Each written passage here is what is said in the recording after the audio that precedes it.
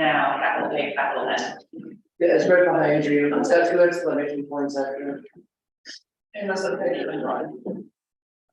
Yeah, that now, The A and the N are capitalized. spelling that word now is hard too.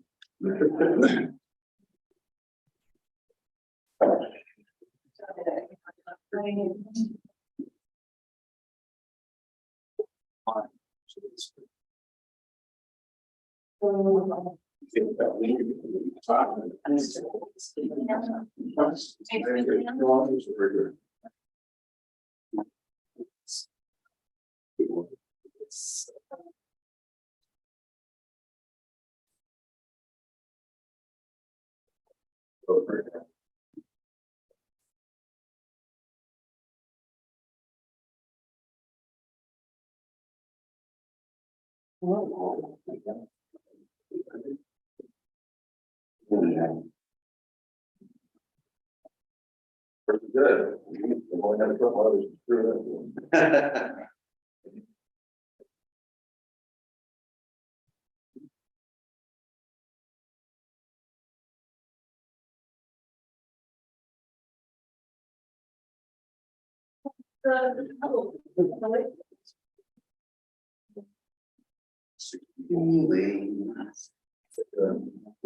But it wasn't marketed very well. We were told what happened. And then also, it clearly an important percent.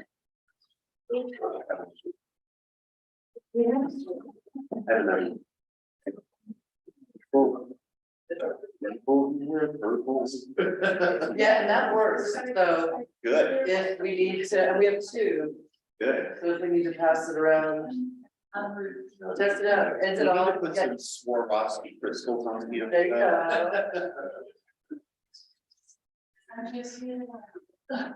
You just have to flip the switch out. And turn it on.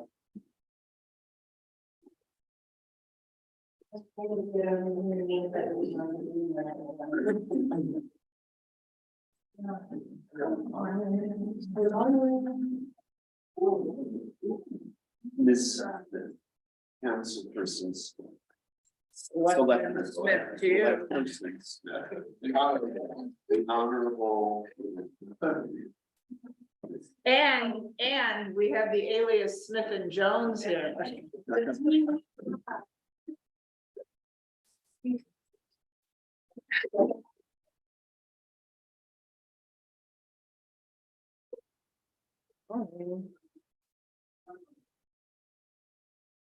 You're supposed to know most of these people. I do. Makeup for my husband is definite. All the students. Too bad. Oh, again. Oh, the last one?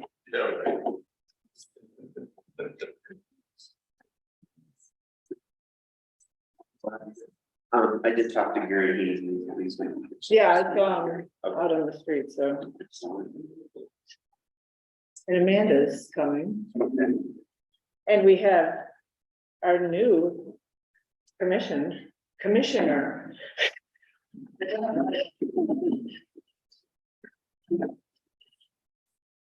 The commissioner always like that.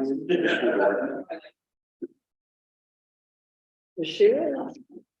It needs an S on here. Good morning. Ready to make issues?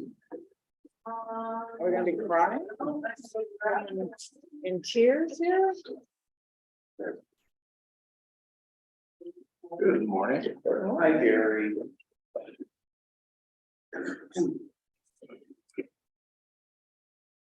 Hello, Amanda. Hello, how are you, sir? Good. Hey, so yeah, your whole shift is next week.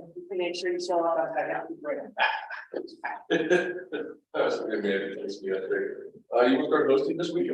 Sure. Come on. Yes, host, Liberty hosts, job carrying, ready to host this. Or are you still looking for your- Well, I need data. Well, I thought the other day, my dad said right now, I look at it, and dad, I'm like, where are you calling me? He's like. Well, it turns out it's copied. was hurricane. Which I figured out was 40. Oh, I mean, shut off roadblocks here. All right, folks, it's 8 AM on Wednesday, May 7th, 2023. So I'm going to call the Georgetown Business Promotion Commission to order. May I have a roll call, please? Kevin Howard, Present. Amanda Cooper here. Call vote. Here. Mary Smith. Here. Greg Hazelton. Jessica Trevette. Gary Hayes. Here. Morning and welcome, Jessica. I wasn't at your last meeting. I hope you've all had a moment to look at the proposed agenda. And so I'd like to call for agenda approval. I have one thing to add. Signage for public restrooms.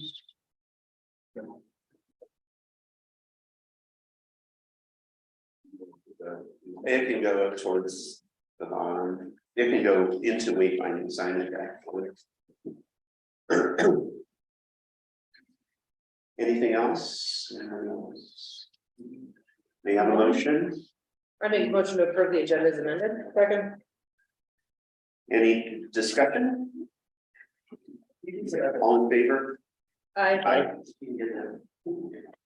Audience business. Members of the audience will have 5 minutes to present any matter of concern to the commission. No official action may be taken at this time.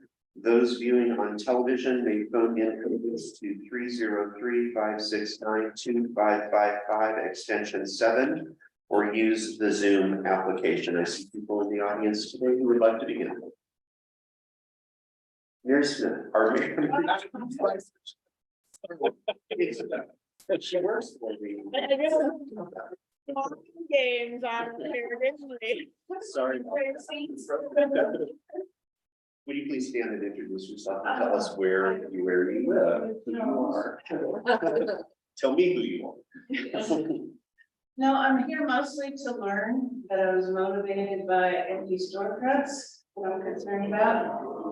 And would like to hear, I don't know if this is your area, but I'd like to know a little bit more about short-term rentals.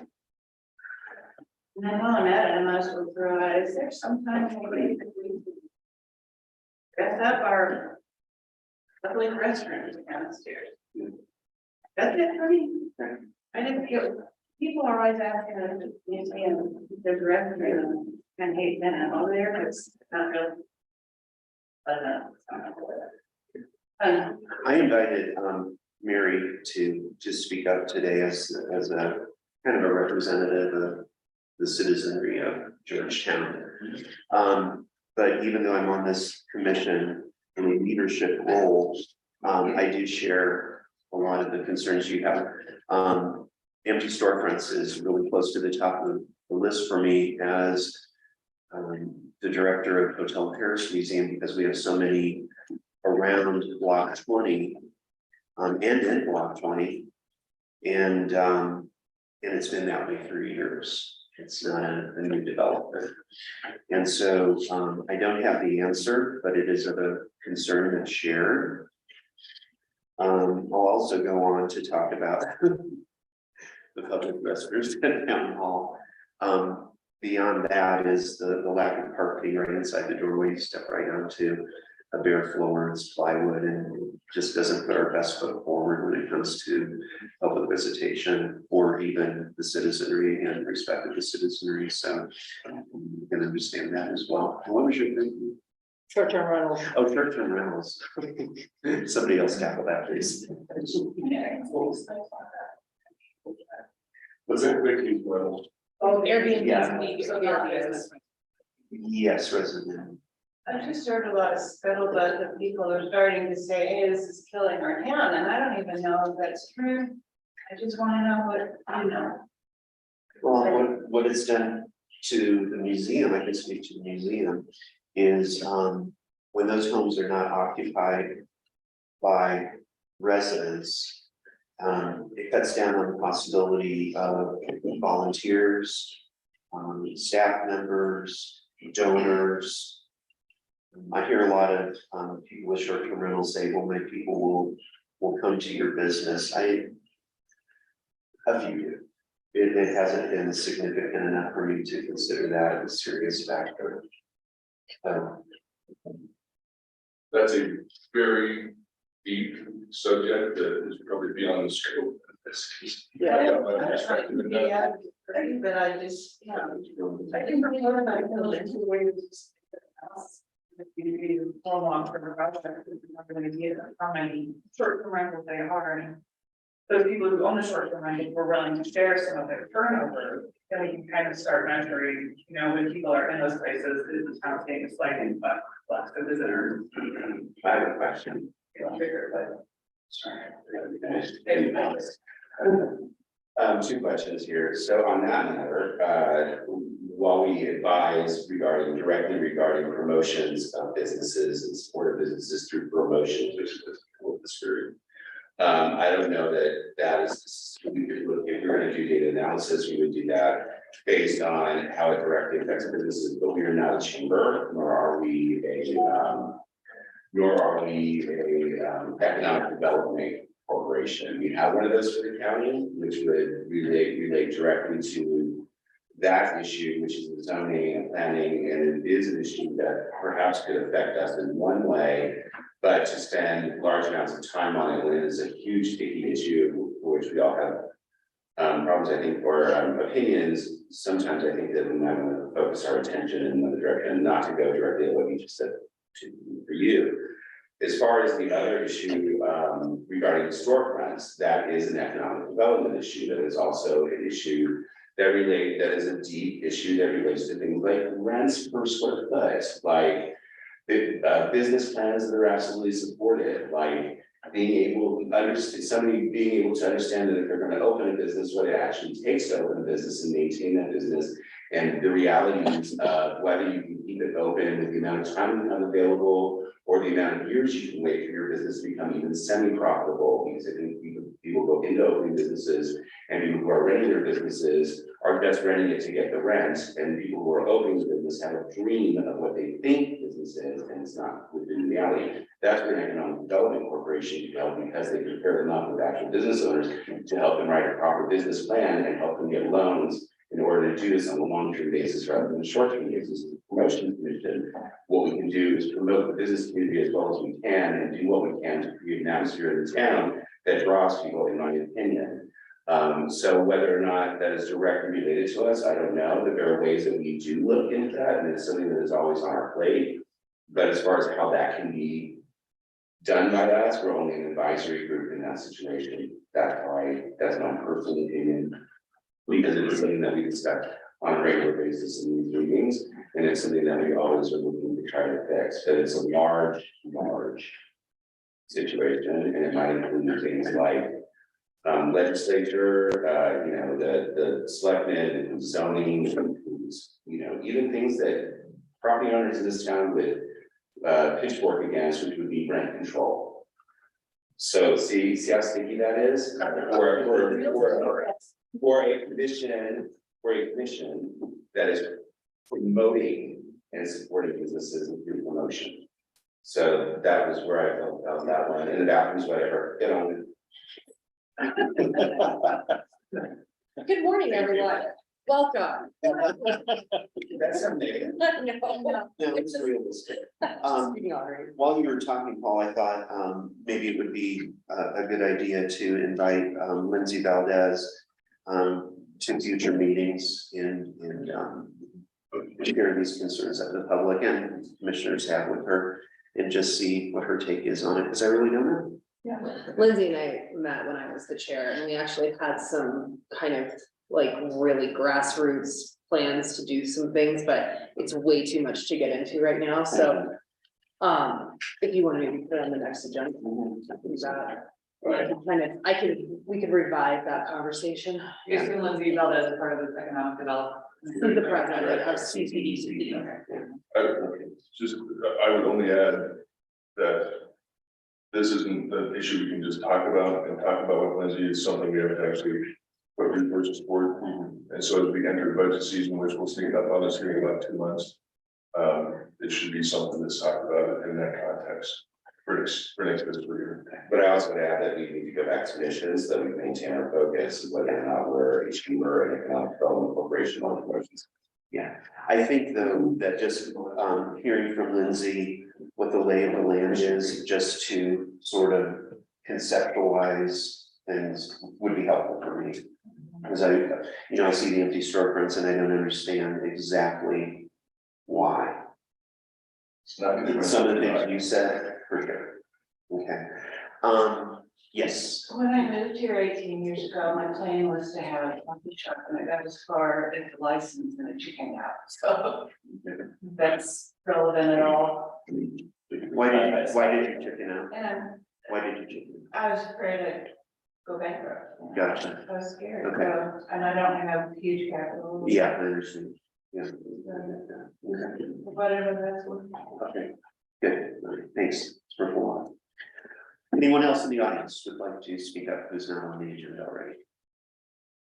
Okay.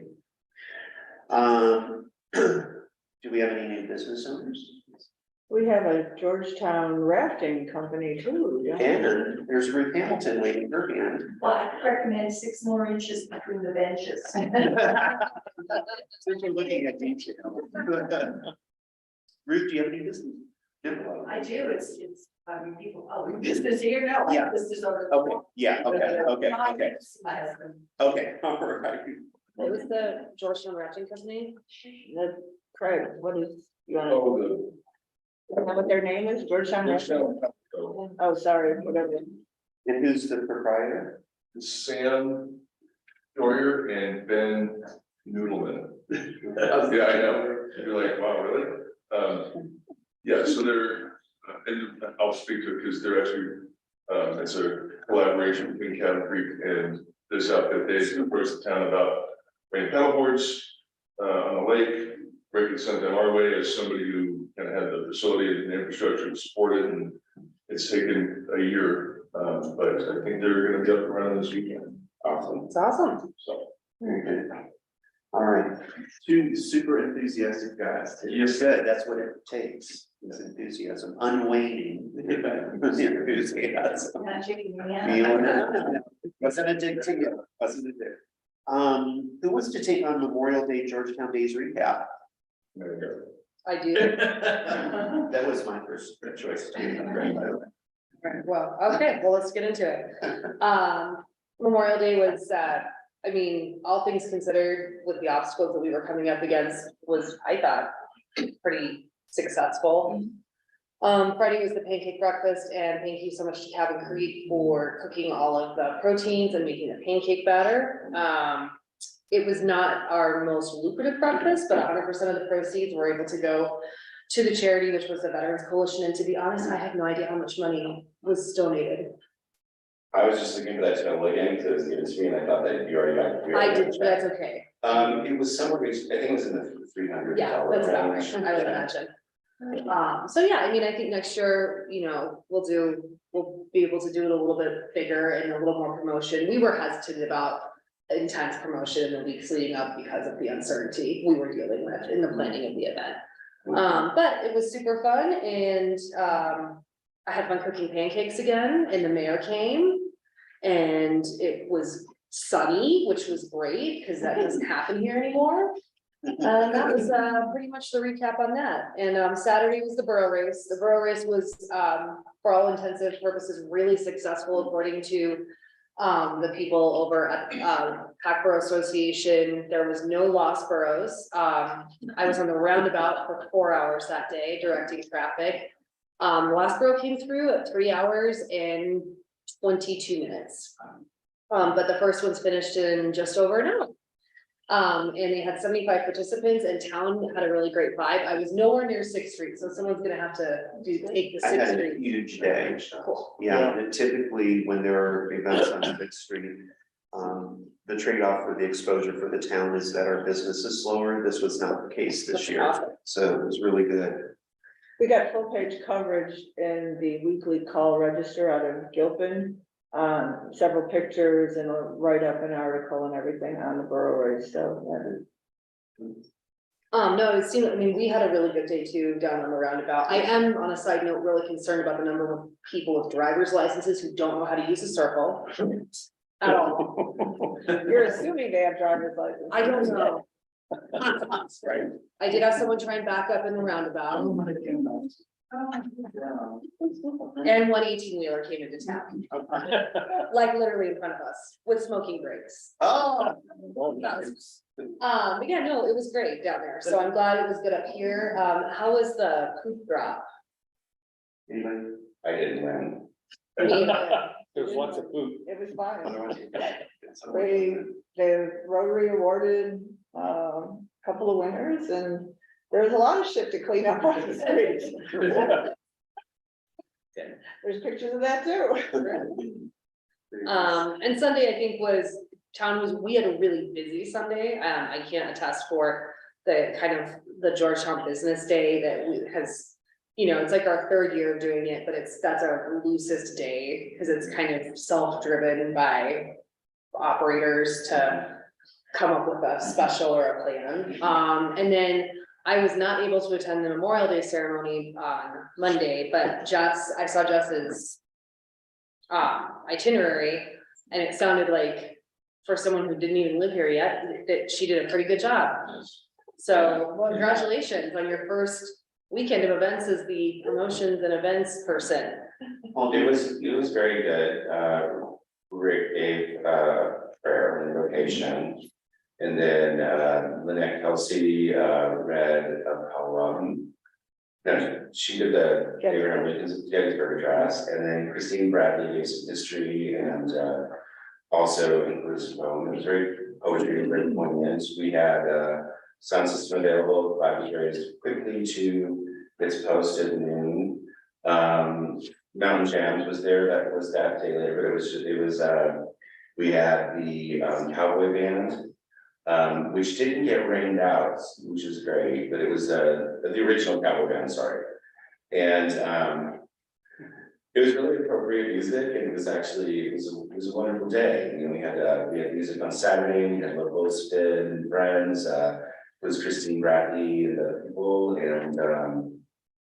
and then we had piped music on, just regular piped music on Sunday or Monday too. So I think it was a full roster, whether, the town was busier, I think, on Friday and Saturday than it was on Sunday, and then Monday there was a resurgence on my end. Monday was good too. Monday was really busy. I mean, just like overall in town. Yeah, the town was busy and Saturday was strangely quiet, or We're- Sunday was strangely quiet. We're definitely getting beat up by weather, like we Yeah. can tell. I know I've mentioned this in these meetings before, but I keep like meticulous, like year over year notes to the day to day. And I always write down the weather, and we're getting beat up by weather right now. It's hurting the trains. If you check the trains in the morning and then you check them in the afternoon, you're seeing an increased number of tickets available, which means that people are canceling. So hopefully we can catch, I mean, I know it's good for many other things like our fire season and our drought, but it would be great if we could stop rain, Yeah, especially on Friday, Saturday, Sunday. Thank you. during the day, not at night. During the day, it can, at 5 o'clock, go nuts rain. Okay. I like to make one comment, and this goes to most of our BPC driven events. And I know with this one, we were missing some staff help leading up to it, but it's not new in that regard either.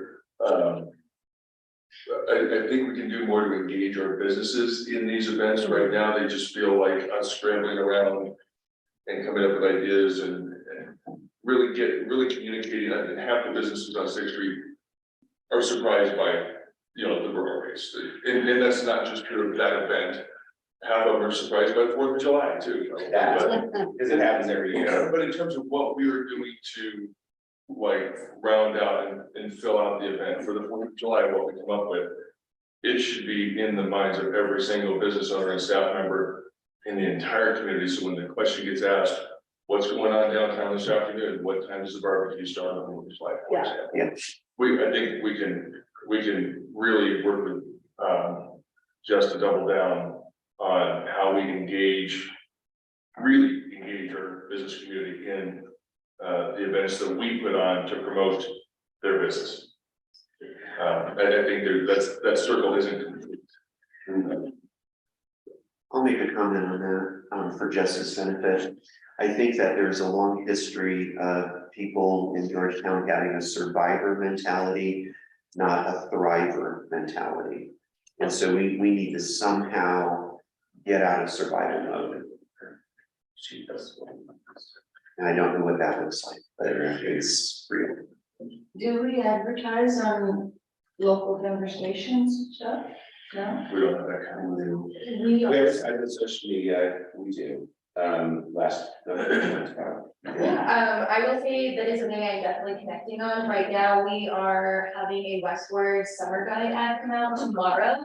That will be in print, and then we're also doing digital ads, and then me and Paul are connecting on a newsletter. I have tons of numbers on our demographic and their reach, zip code.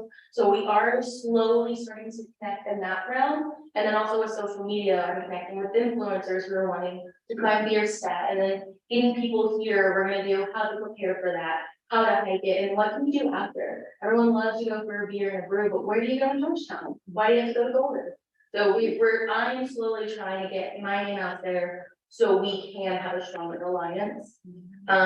But digital ads in Denver, we're really not that far. That's something I do want to do. Yeah, So in my personal, as a commissioner and then as just a citizen, my personal outreach would include mountain jams on an Eventbrite, mountain jams on a website, mountain jam or on a Facebook page, mountain jams on a Insta page. All of those are shared to the visitor center, which has quite a following. The old school and GCAP, Georgetown Cultural Arts Program, which has quite a following, and shared on my personal. And then what I did as well as that is I added the Burro Race to its own Eventbrite, which has a following. I sent out an email to every person who has ever done anything with GCAP, that has over 1,000 people on it. So all of that goes on, and then you have 6th Street merchants who have the opportunity to see all of that if they're all involved and engaged in social media, which has been around for well over a decade, almost 2, actually more than 2 for adults. From there, when we do the Sheep Festival, for instance, we go door to door specifically to ask people if they'll do a coupon, if they'll do something. Whether or not they take that in and use that, and then remember that that happens every year, the second Saturday since I've been in this county, because I've done it every year since I've been in this town. And it's only 13 years, certainly. Whether they decide to keep that in their head or not, I have no idea. But you know, that participation outreach is there, it's existed. Whether or not they want to, you know, there's a little sign that goes in their window if they want to do that, Sheep Festival, to say, hey, come in, you're part of this scavenger hunt, because we're trying to always figure out ways to engage people. What we do have right now is we have a Jen, or Jess, rather. So sorry. I don't like these Jens and Jesses with me right now. We have Jess, we had Jen, and we are moving forward with a more professional way of doing this. So it's just not like Paul putting everything across, and if Paul as a staffer, we can help them, which is rare, then we can get those things going. But if we all, since we have all of you in the audience, if all of us share on our social media every single thing that we have going to town, that is your job. That is the job of the community, is to share every single thing you have in town, because that's how social media works. Because if you don't share it, it stays within that thing and it just gets a chance to be seen. But if we tag you and you share it, it gets a huge audience. Even if it's an event, you don't have, you may not be able to go to the event and say interested. Because then your people say that you're interested in going to this event. And I'm doing this on purpose. I'm doing this in case people are watching this, in case anything else is going on. Because this is one way we can all engage. Is to each of us, and it's a simple thing, like, done. Yeah, I have something to say to support what Paul just said. So we're a site of the National Trust for Historic Preservation, which affords me some very high level training. And when it comes to social media training and DEIA, the best thing you can do is just to follow groups and like their posts or click interested. And it just engages. And so that's very important. So there are some events and some businesses that I follow all over the country. And I don't have any plans of visiting them, but I'm supportive of their missions. And so when they put up a post, I click on it And I've become, like a top contributor for places all over the country, places I've never been to, just because I'm doing my job as a citizen, as a person. I was actually thinking the question in terms of as a news piece, which doesn't cost advertising dollars. Generally, they won't do it if you don't have that. I used to sell everything. Are you thinking like a TV, like, or news organization? Like channel something, you know. I actually have reached out to Fox 31, they're like my preferred, but also Denver 9. I was looking into, kind of the offbeat path of the mountain. I kind of proposed to them a campaign idea of come to mountain, but not Breckenridge Vale or Winter Park. You have lead buildings increase their tourism incredibly well. I love to interact with their feed or Avon. So I've introduced the idea of coming to Georgetown and coming to these smaller towns. Tons of them have way bigger events calendars than we do, but we have so much to offer. It's not necessarily an idea they want to go with, but maybe after the night game, there's not really much going on, or, you know, there are ways that they can work with us. So at least putting my name out there, maybe my email, it is an option I try to do while having an idea to come to the table. And I'll take any ideas you all have. So to that point as well, something that is being currently done is that when we're, for mountain towns, for instance, we'll just choose that. That goes onto every calendar in all of the news organizations. We also send out a press release for everything that we do regarding that. For other festivals, press releases going out. Part of doing that too is getting media and using social media. That then, if you're using social, you'll end up getting what's called earned media. Earned media is what you're talking about. It's when they see something cool and they think there's going to be a story. So you'll see us a lot of times. They'll be up here for Christmas market. I think last year they did come up for the street.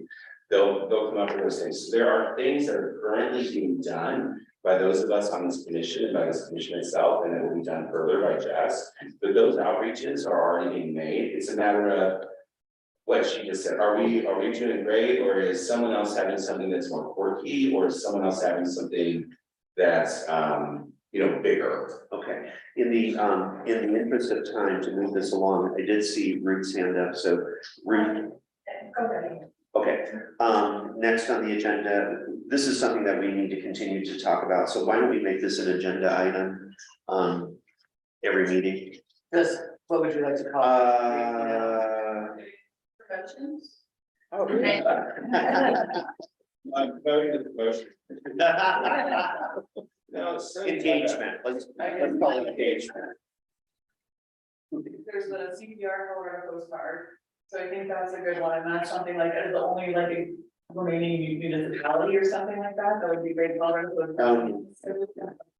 Colorado Light, I think they just mentioned that they're gonna start doing small town Colorado Light, so reaching out to Colorado Light, they can do a bit on Georgetown. And then one thing that'll be easy to focus on, it doesn't have to be events coordinated, is Clear Creek County and Georgetown has, like where Colorado is Colorado, 45 minutes away from the city, and you've got rock climbing, you've got paddle boarding, you've got hiking, you can access to these places. So just even advertising like the mountains. Yeah. Right, I've done our campaign for decades. I'm sure, but like, Do we have a slogan for that, by the way? Yeah. Vintage Colorado, It is Colorado. hashtag vintage Colorado. and then another thing, Yeah, we're that's actually looking into doing ads on podcasts that are Colorado based, like Purplish is about politics, you do like, hey, are you stuck in mountain traffic, stop at Georgetown.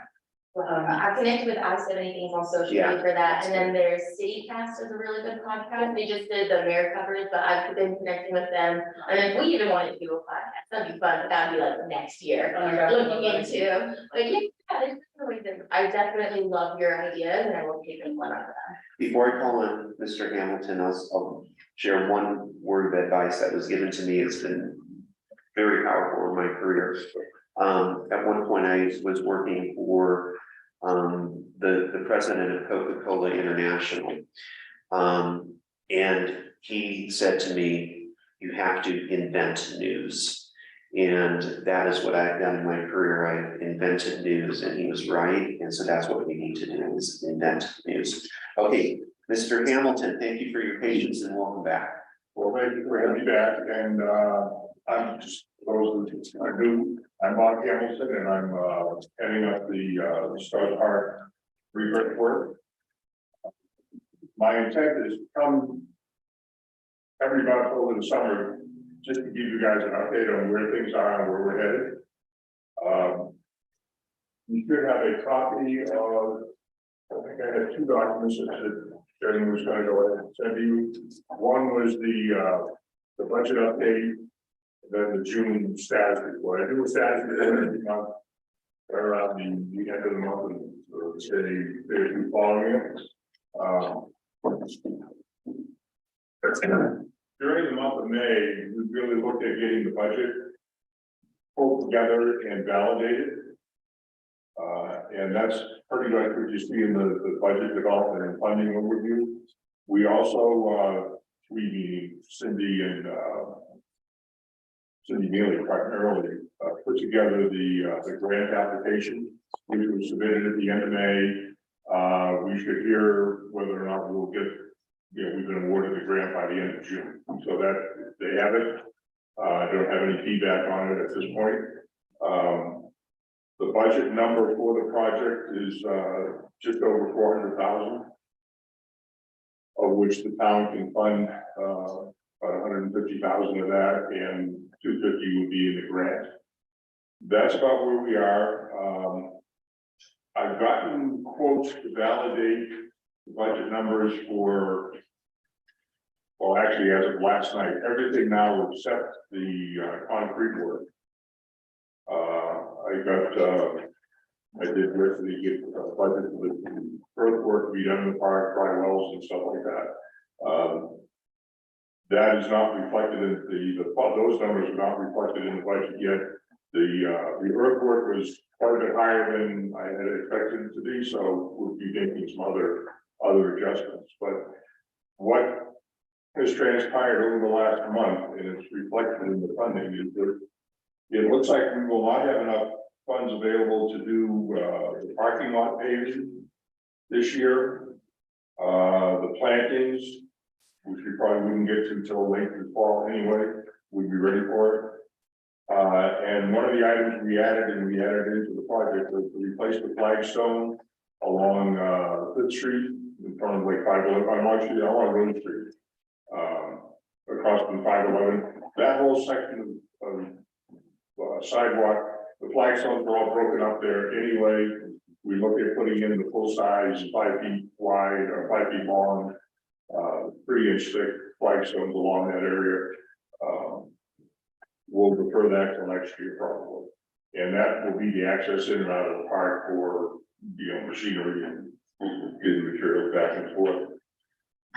There are a few items that we're looking at alternative ways to get them accomplished, such as using local labor instead of a big contractor, and pursuing that. That's made the stone masonry work. We have someone in town that is quite capable of doing that, so we're looking at that. The town is going to pitch in with helping with demolition and maybe a few of the other parts of the work using parts for right staff. So that's kind of a summary of where we are. My plan is to go before the Board of Selectmen next week and ask for a conditional approval to start moving the project forward so that we don't lose another month. Pending the granting of the grant money, which we're optimistic on, but until we get a yes or a no, we can't count on that. I'd like to get a few things done in the month of June. Mainly, the two top priority items is we plan to bring the water line into the shelter so we can set up a concession area. I'd like to get that in. That'd be number one, because then we're going to go ahead and get paid where the concession area is going to go, the concrete floor down.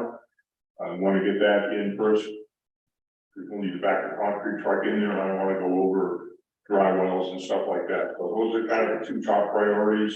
And then we could look at it if we have time. We could look at maybe getting the dry wells put in. We could got some materials we'll need to commit for and that type of thing. I mean, these are all details, just going to keep you aware. The intent is that whatever we have an opportunity to get done in June, the park will be, cleaned up and ready to go for the 4th of July. That's kind of the backstop we're up against. We don't want to do anything that's going to have the park disturbed and not available for the 4th, so it will be available for the 4th. But I don't think there's any really key items prior to the 4th that will prevent us. There's the Slacker, June 24th. Okay, yeah, well, we could. What involved with the soccer, have They want to use part of Strauss Park. just to set up for like, It's the beer garden, I think, where oh, okay, extra parks were. okay, well, then we'll keep the whole park clear. But now, I reminded, we have that tent that we had set up down there last year to do work in. That's right in the shelter there, and it only takes a couple hours to set it up, so it's 10 by 20 and it's got size and all that stuff, so. There'll be 2,500 people downtown, all at once, Yeah, okay, at the end then of that, so. This last and year, I've got that on my master list of dates, so. There won't be anything that would prevent that. 5,000 stuff there last year. So that's kind of where we are, and I'll just continue to come to your meetings once a month and, let you know where we are, and I'm always available for questions, ideas, anything anybody has. I have one. Yeah. Since you put off, paving the, parking lot in Still 24, I'm assuming that's for grant purposes. Have you guys considered, I don't know if they can work at periods of heat, pervious pavements rather than, They are planning, is it previous? it's that honeycomb stuff that put gravel. Thanks, never mind, I didn't read it all. That's, Yeah. and I haven't gotten a quote on that yet, I'm familiar with that. Because I'm familiar with it. a bunch of that's different what we were pervious trying to get done this year, is get the concrete work done. pavements. And then with town resources, so it doesn't, we'll try and get the subsurface in, get it graded and road base. So that we're ready to come in next year to put down the grid max and then bring in the final gravel fill. Thank you, I'm really happy to hear that. That's not- that's the direction we're headed, is to go with the all gravel pit. That was, yeah, thank you. It's the stuff I was gonna use it up in the last. Well, that is encouraging. Best of luck with the grant. Jess, you're back on. Marketing and events, let's hear it. If we have an opportunity to formally introduce her to the audience. Thanks for this. Scared for you. Rick, I think that's your goal, if you would. So, Jess is became our best and brightest of all of who we chose. I feel like it was a unanimous decision. We were very excited from even the beginnings of seeing her resume to her interviews. She was a shining star, and so we were ecstatic to have her here. And even she came around the 15th of May to start early, and she began to do remote work, catching up on websites and everything else. And so she's kind of been with us for a couple of weeks, but now she moved in the first. Yeah, last Thursday. Okay, so she's gonna be above silver. Yeah, I had some help in town. Yeah, so she's now 100% with us. She is recuperating from an injury. Can you see her hobbling around? Yeah, I didn't bring my walker today, but that's usually when I can get around. Yeah. So, but this is Jess. That's me. Welcome. Yes. Welcome, Jess. I'm really excited to be here. From the moment I saw this opportunity, my heart fluttered. So just coming in through the process and now being more integrated has just been completely exciting for me. I don't think there's a day where I don't do something new or discover something fun. So being a history buff, being a complete nerd with social media and marketing, it's kind of like the right place for me. And hopefully when my legs heal, I'll be outdoors too. That's me. And then we're going to the 4th of July, which will also be me. Most likely, probably. It is. All you. I'm connecting on the Subathon a little bit later this afternoon, so we'll have a lot better practices with that, and I'll be able to coordinate with police, EMT, get our roads coordinated a lot better. We are looking at that beer garden. As of right now, please correct me if I'm wrong, because I'm still getting to know the lay of the land. We are gonna have it on the south end of City Park. north end of City Park. I'm sure we all have had the conversations, we're slowly getting that together, that's the best update I have as of right now. And I'm slowly connecting with, entertainment, thinking of more ideas to keep people here for the events.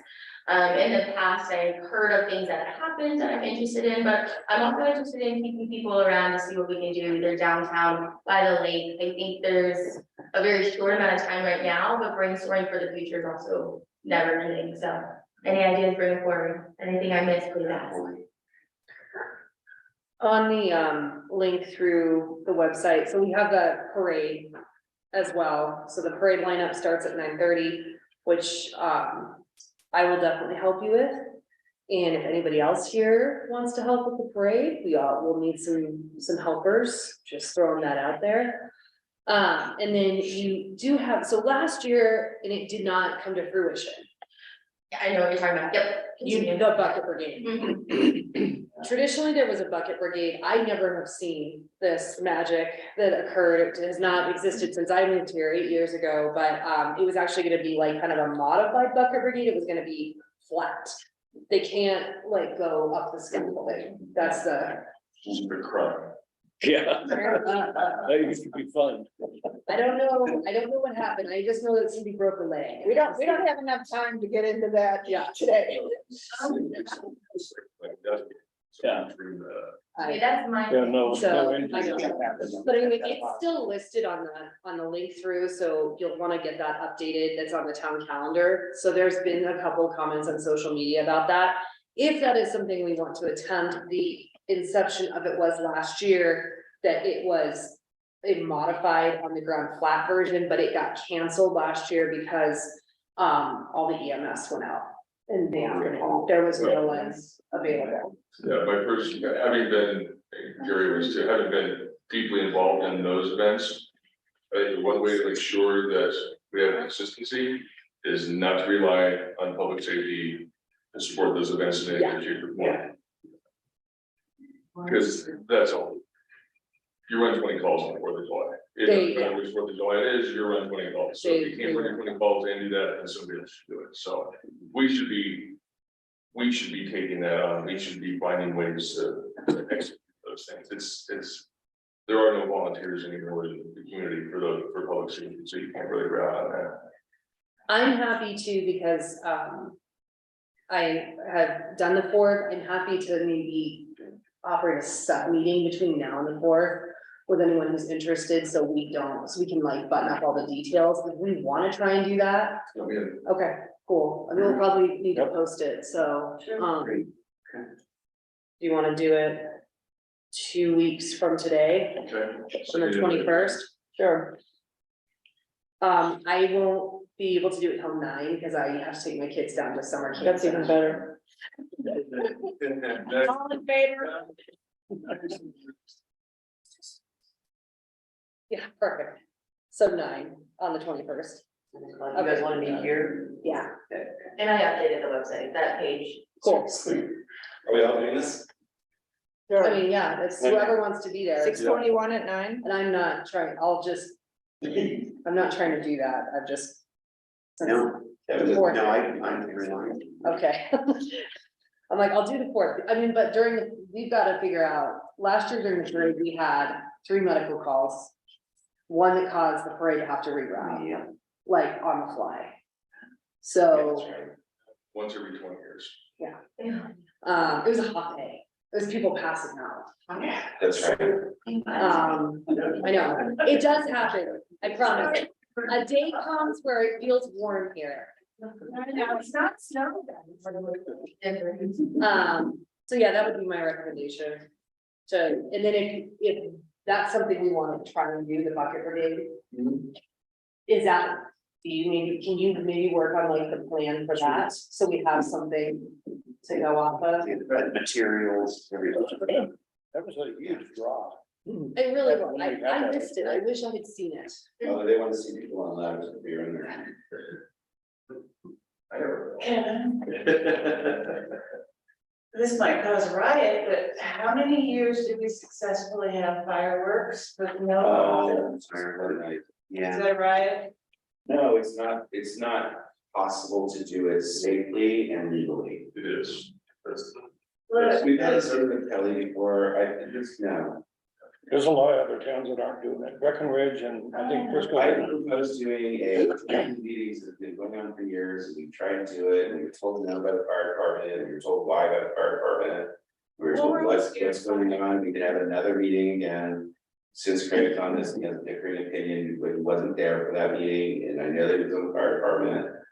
But I missed it. also I proposed that we do it would cost, and maybe the check was even better, a drone thing, and everybody laughed it out of the room, so it's really. Jess has Jeff information has on that. information on a drone thing. Why don't you address that information?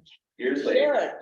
Yeah, so I've been doing some research and I've heard numbers that were astronomically impossible. And then I connected with somebody who had the years of experience, even taught the company who did want to charge us, not just an arm and a leg, but the whole body.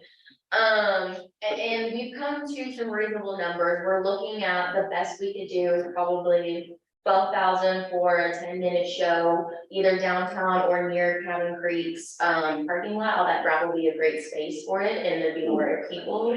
If they're able to do it this year, great. If not, I've been talking with him with drone shows in the past and their price point. He was struggling to find business. So he has offered to do a free advertising for Georgetown if him and I can market to other Breckenridge, Vale, other places. I want to say last summer Vale spent $110,000 on Gary's plane drone show. He wouldn't even cost half that. So he's looking at discounts for Georgetown on like Labor Day, or maybe if we do something for our lighting tree, and then I think I could probably work in a contract at like a 7% discount. What do we spend for, we used to spend what, upwards of $30,000 for fireworks, 12,000. was it 12? Well, but 12 was the most, in my record, I mean, I was semi-involved, it was $12,000 was the most we've ever spent. I just remember when I was Parks and Rec Caribbean. I think the budget was usually around 10, was what we look at, between 10 and 15 or something. I remember when the town budget reflected, and this was like, I think my first year of promotions, it somehow was like 20,000. That was, That's what I thought. I think it was- more than 10. it was like 20,000, cause I remember it was a conundrum because there was issue with why the promotions paid for the fireworks. And there was And I feel movement, like it was like 20,000. that's, yeah, there was a reason why we do it, yeah. Cause that was when Mark was the chair. And then there was this movement to raise money for fireworks. Yes. And that's where the Chili cook-off. chili cook-off started. So I think that something could work. I mean, Kelly is nixed absolutely that we have fireworks in this town. well, Jess, I'm pleased One that fire. we're pursuing other. and we are looking into sponsorship opportunities. Whether it's in town, everyone loves to put a logo on things, but if we're really gonna want to slash that, we're gonna have to go for a bigger name. But it's all about keeping it family oriented, keeping true to our values. So I don't wanna sacrifice that just for, a 10-minute show. So does this guy have? I have a Does he whole have packet video? for you. I've got everything. He's done Coachella, he's done Paris Hilton's wedding, he did Haley Cuckoo's baby reveal. I've got a whole packet for you. We have events. Just it has to happen in the south side of town, not in the north side I'm just here to make it happen. I'd like to see it look like. I think we do it roundabout, satisfy everybody. of town. How many people will bet to see that show? Yeah. Speaking of the roundabout, we'll transition to wayfinding signage, yes. Could we have some follow-up conversation? Is the drone conversation gonna happen during the? We don't have another meeting this evening before. Right. So I think you guys either need to delegate authorities here or. my opinion on the drone conversation is that Jess should send out I've seen the presentation. Or the packet, but I think it needs to go out to everyone in BPC, and Yes. she was bringing it to us today, that was when Mary and I were like, this is something to learn the ropes. So we all need to look at it, and I think that we should probably just follow up on that through email, like make a decision in the next couple days. But for advocacy of the signs, can we do that for you now? No, probably not the amount of funds, I think we did that with, let's put that question on hold until I was the just item gonna say, comes are we up on having number budget 6, thing when we today? talk budget. Cause So yeah, we'll come back to I'm that. with you that we need to decide now.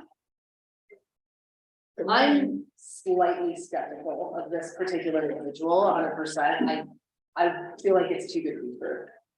I can't figure out if someone wants to do this for free, but I'm skeptical about those things. Or this cheap, Makes sense. but it's pretty, I mean, it's nifty. That's right. How does Idaho Springs launch fireworks off the mountain and allow to do it, but yeah, we can. Because they tell the public safety folks what will happen as opposed to letting the public safety folks tell them. Well, and they also paid a company who had, not certified, but what's the right word? Right.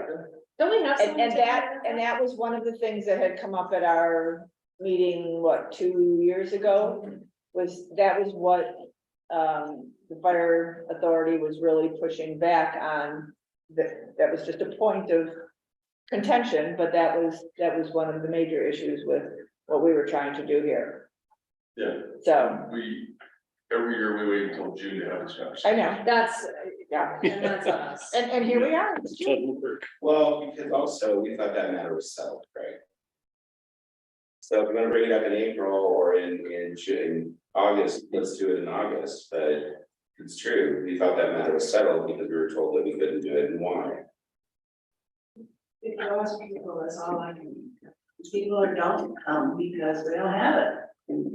The other way that we can market that is, not everyone loves fireworks, but not everyone wants to be out super late at night. So if we can, me specifically, work on getting events built throughout the day, we can still see that revenue increase, we can see our businesses be busy, but we don't have to sacrifice all of our time, all of our staff throughout the evening, or have empty pockets on town and one side be heavier. I know it sounds negative the way it has been looked at in the past, but I want to see what we can do to turn that into our favor, like come for us during the day and then go there.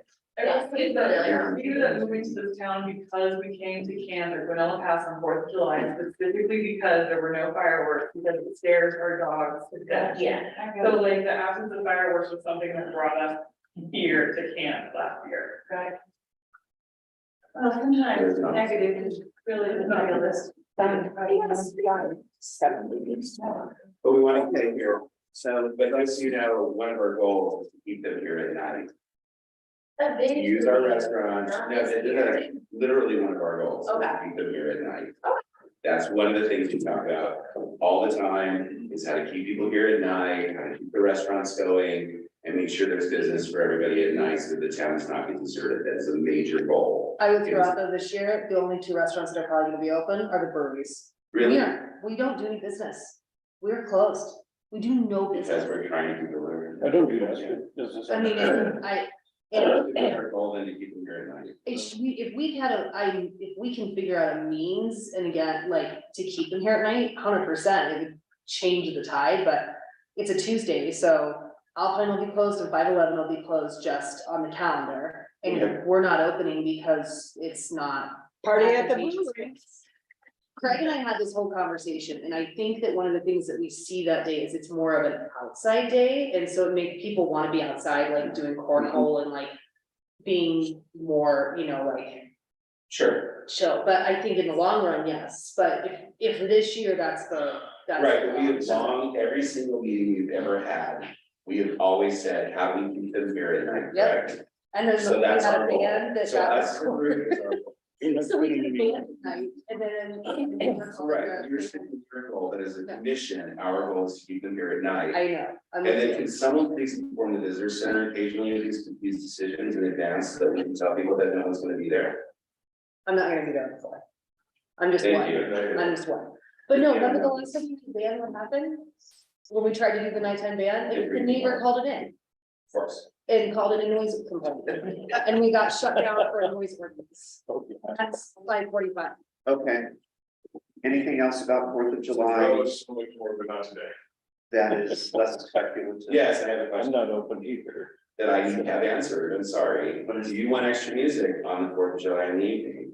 or in the afternoon, if not, that's all I need to know. Like, Let us have our, But it's a cost because I'm not. we need to have the I dialogue, need more than 2 weeks. we need to have the dialogue about the drones before that makes any sense whatsoever. What if we move this meeting up to Monday? That gives us the weekend to get organized. Because I have to get a band. This Monday? because no one's Yeah. giving me that information either, and I've asked for it before.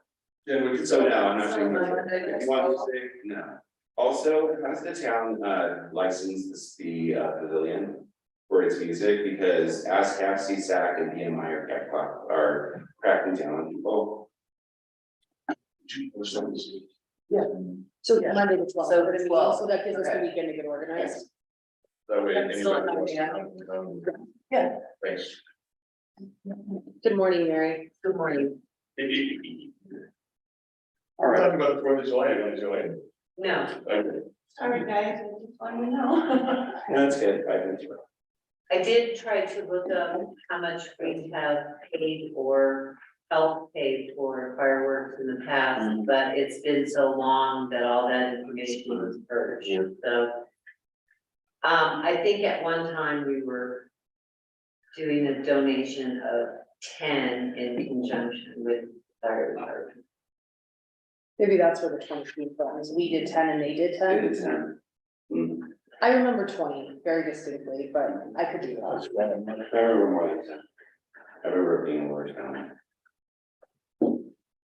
Okay, we're gonna move on to wayfinding signage, so, you should all have in your packets some proposed designs. Let's start with the one on the roundabout, the big vertical sign. And how it needs to be updated to reflect businesses that have been established by the lake. So. This is what we need to look at. I tried to number. that. Page 10. Yeah, page 10. And so, we all put our heads together and decided that the real estate that was taken up by the photo image was too valuable, and took up, without a complete redesign of what's there, had to be sacrificed. The intent is to hold on to that image and maybe use it somewhere else in town, so it will not be discarded. But now that that's been freed up, you can see that the design is altered just a little bit. The Guanella Pass bar has been moved up from down low, and it's a little more equitable. So, thoughts on messaging, thoughts on design? Greg, you're to the left, and Amanda, you're to the left. Let's hear from the two of you. It's exactly what we talked about, Mhm. and I think it keeps with the original design intent of the sign. Okay, Can a sign company come up with a roundabout as opposed to what it looks like here, just so that we're avoiding the issues that Amanda was I'm telling addressing? you, it's terrifying to watch people in that circle. You can't tell me the technology doesn't allow for a true roundabout type indicator there. And I would also suggest Guanella Pass Scenic Byway. Or how about that would be, that's gonna up the cost. Because that means that that bar is replaced and the type will get smaller. What if, to me, it's advertising the brewery. Which is great for Steve, but This is the sign we're talking about, guys. Everyone's like, right, I see. I know, but currently it doesn't, it has. I believe it's Columbine, it's a symbol. but I think it should The say Columbine Guanella is- Pass. I mean, the sign. So it's not saying, Pass Scenic Byway, the Columbine is the symbol of scenic byways. Yeah, it's like their logo. Mary, my comment on that would be that people who are looking for Guanella Pass, Which one, the road or the only one. I mean, really, I mean, it's Guanella Pass. They're looking for it specifically, and I think okay, that very effectively directs them where they go okay. without directing them to a specific business. Well, I Hey, know, listen, you know, smart name of your business, I'll check that box, right? Like, okay, every time somebody utters it, they're uttering my name, so that's awesome, right? And so the comment is, to clarify about the roundabout. So what you're saying is the pointing finger hand symbol. You want something that looks like a circle by its wrist. Is that right? I just, I kind of, Usually I want her to answer first, then we'll get to you. I'll defer, go ahead. Usually that's before the roundabout. When you're giving a sign that the roundabout's coming up. And that'd be a self-standing sign or, Well, that's already there. It's a yellow sign and it's the arrows going in a circle. Maybe it's something like that, Kevin. Yeah, okay. Right, so the. But am I understanding? Yeah, I just think Okay, it, okay. rather than, to me, that looks like. Remember, we have people that are coming here that are either, they're staring at their GPS. Or they potentially might be looking at a sign, and to me, this looks like there's two possible streets or three possible directions that they're gonna turn off in. Yeah. And it doesn't replicate, doesn't, you know, represent the roundabout and the way that they need to go. I will say that is going to necessitate Yeah, make it the replacement, not the reuse of the one pointing to Yeah. the right. Right? And so that's going to up the sign, the cost of the sign, I would say probably $3 or $4 grand. Just that one change, The circle? yes, because we're reusing that panel. that panel, And so So what about the panel above it? What about the new one that we're adding then to? I will ask and see. then I think. All he did was he took it and he flipped it. And it's been working. So that's all he did. Okay. I'll check into it, no problem. Yeah. So you've got designers, so they'll figure it I'm out. sure they can drop. But it. I do want to caution you that if we That's fine. do not reuse that one, the two panels, the Guanella Pass panel and the arrow to the right, those are complete new fabrications and the cost is just gonna go through the roof.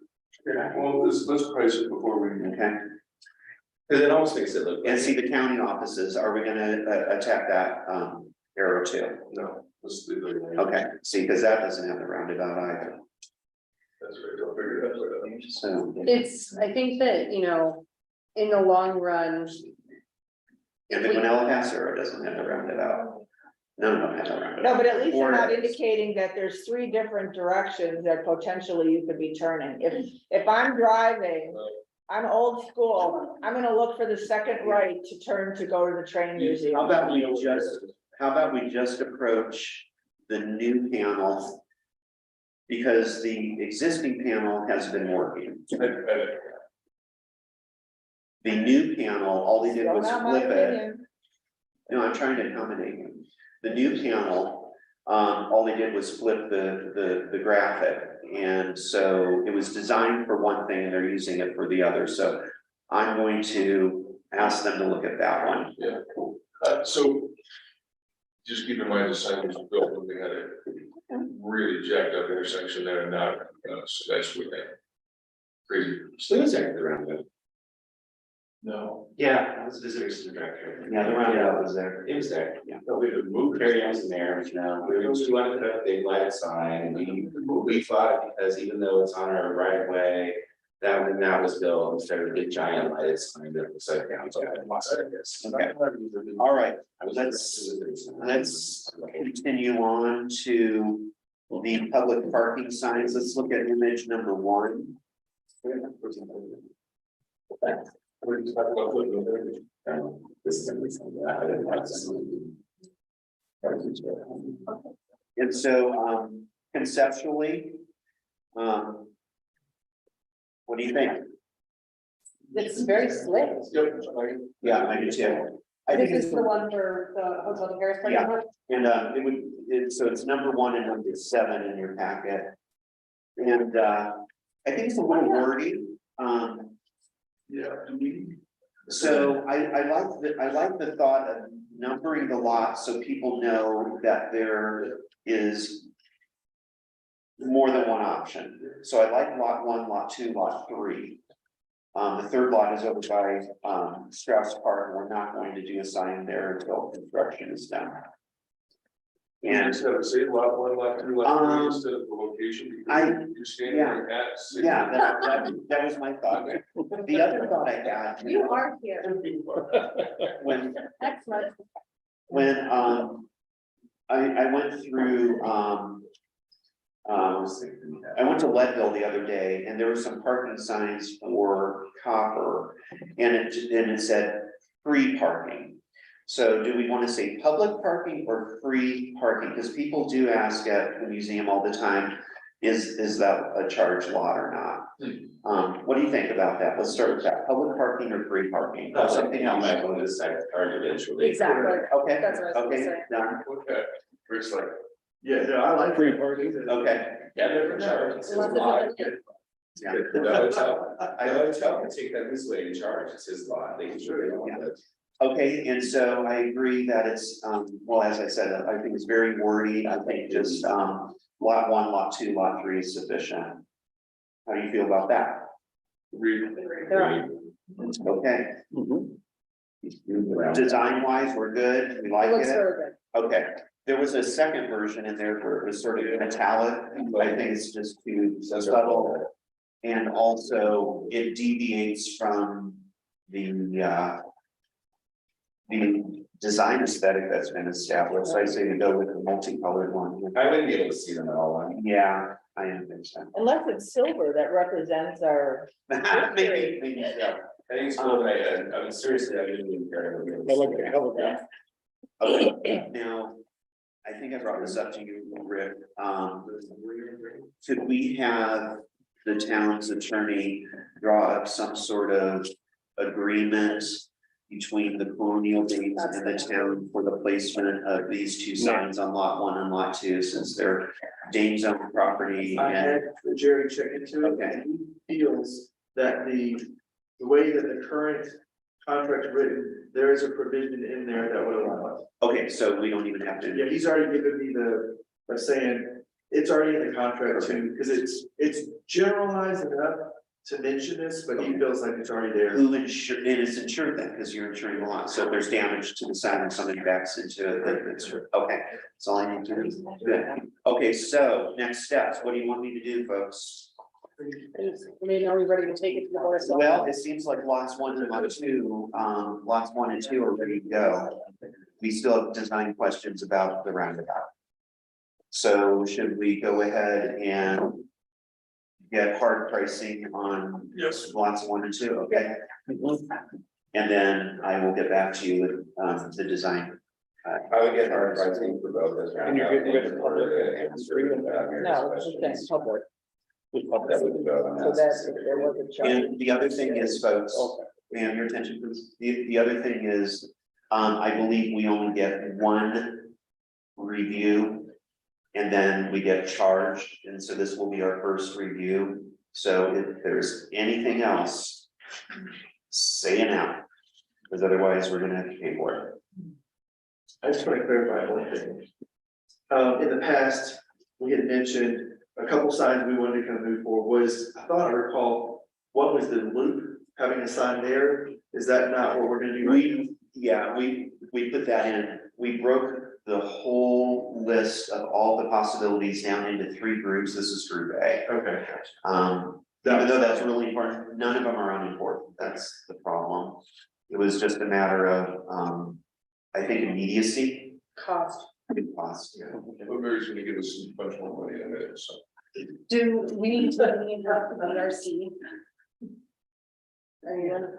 There is, It's gonna have to go. Craig knows how to have signs reviewed, so these are new. So what's the process, Craig?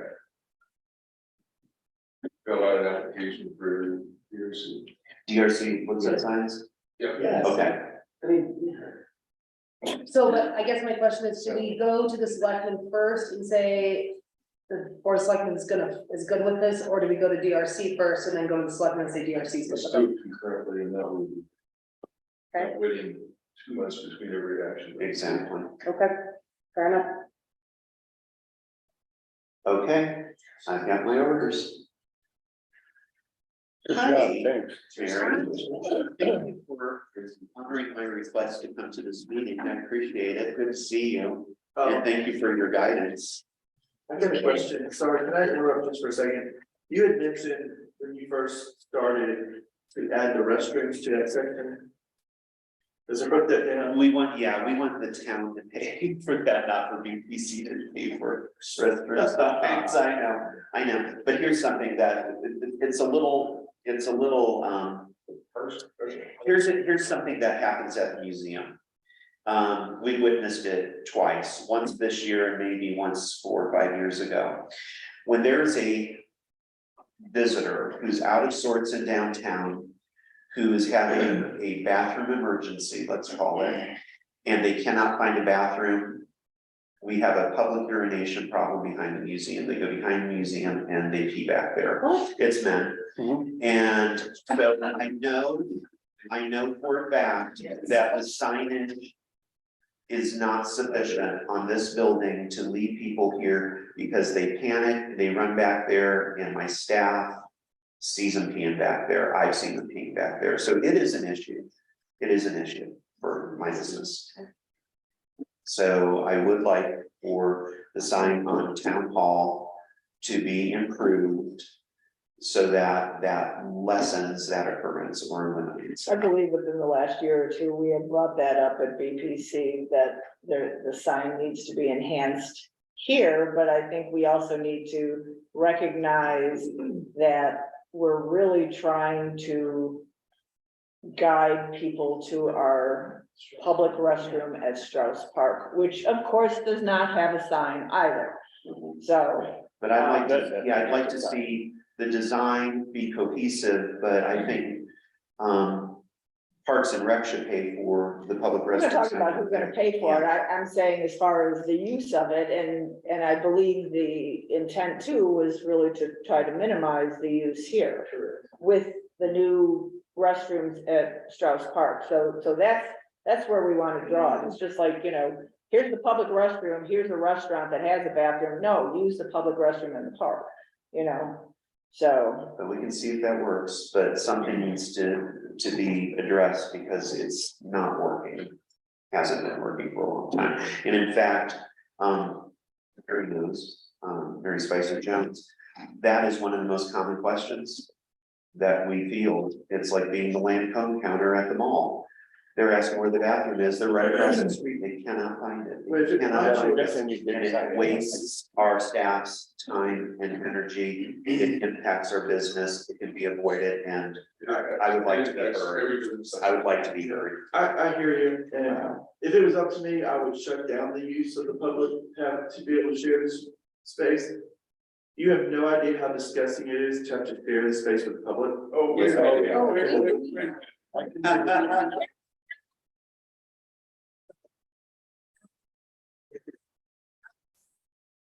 Question with 480,000 people here. Yeah, you're not gonna get any sympathy from this group. No. And when their restrooms close, guess where they're headed? Yeah, now, we're gonna be moving the police department. We're probably gonna change the sign to make it bigger so that you can see it. Restrooms, public, and when we do need to do something so that we can convey the public to Strauss Park too. So we'll work on that. Something else that you Easy might, thing to do. Yeah. I mean, we don't need a fancy sign to direct them to Strauss Park where the public restroom is. We should have a plaque on that door that says when they're open. Because they're on a time lock, and I don't know what the hours are, but That's helpful. Yeah, that'd be good. we should have.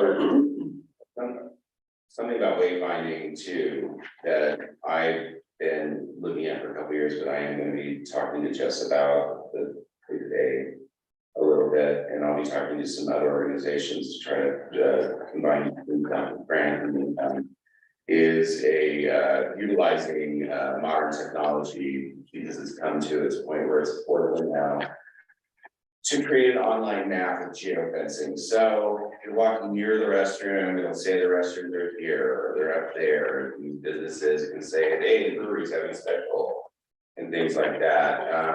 The technology has come to a point where it's not nearly as expensive as it was. I think I can probably get a CTO grant, might be able to get something in History Colorado, might be able to get some other groups together, and so the sideline, I know she doesn't have a lot of bandwidth right now, I'm gonna put her into it, and then bring in some other organizations that I don't know what kind of bandwidth they have either, but that's like the long-term goal to do that.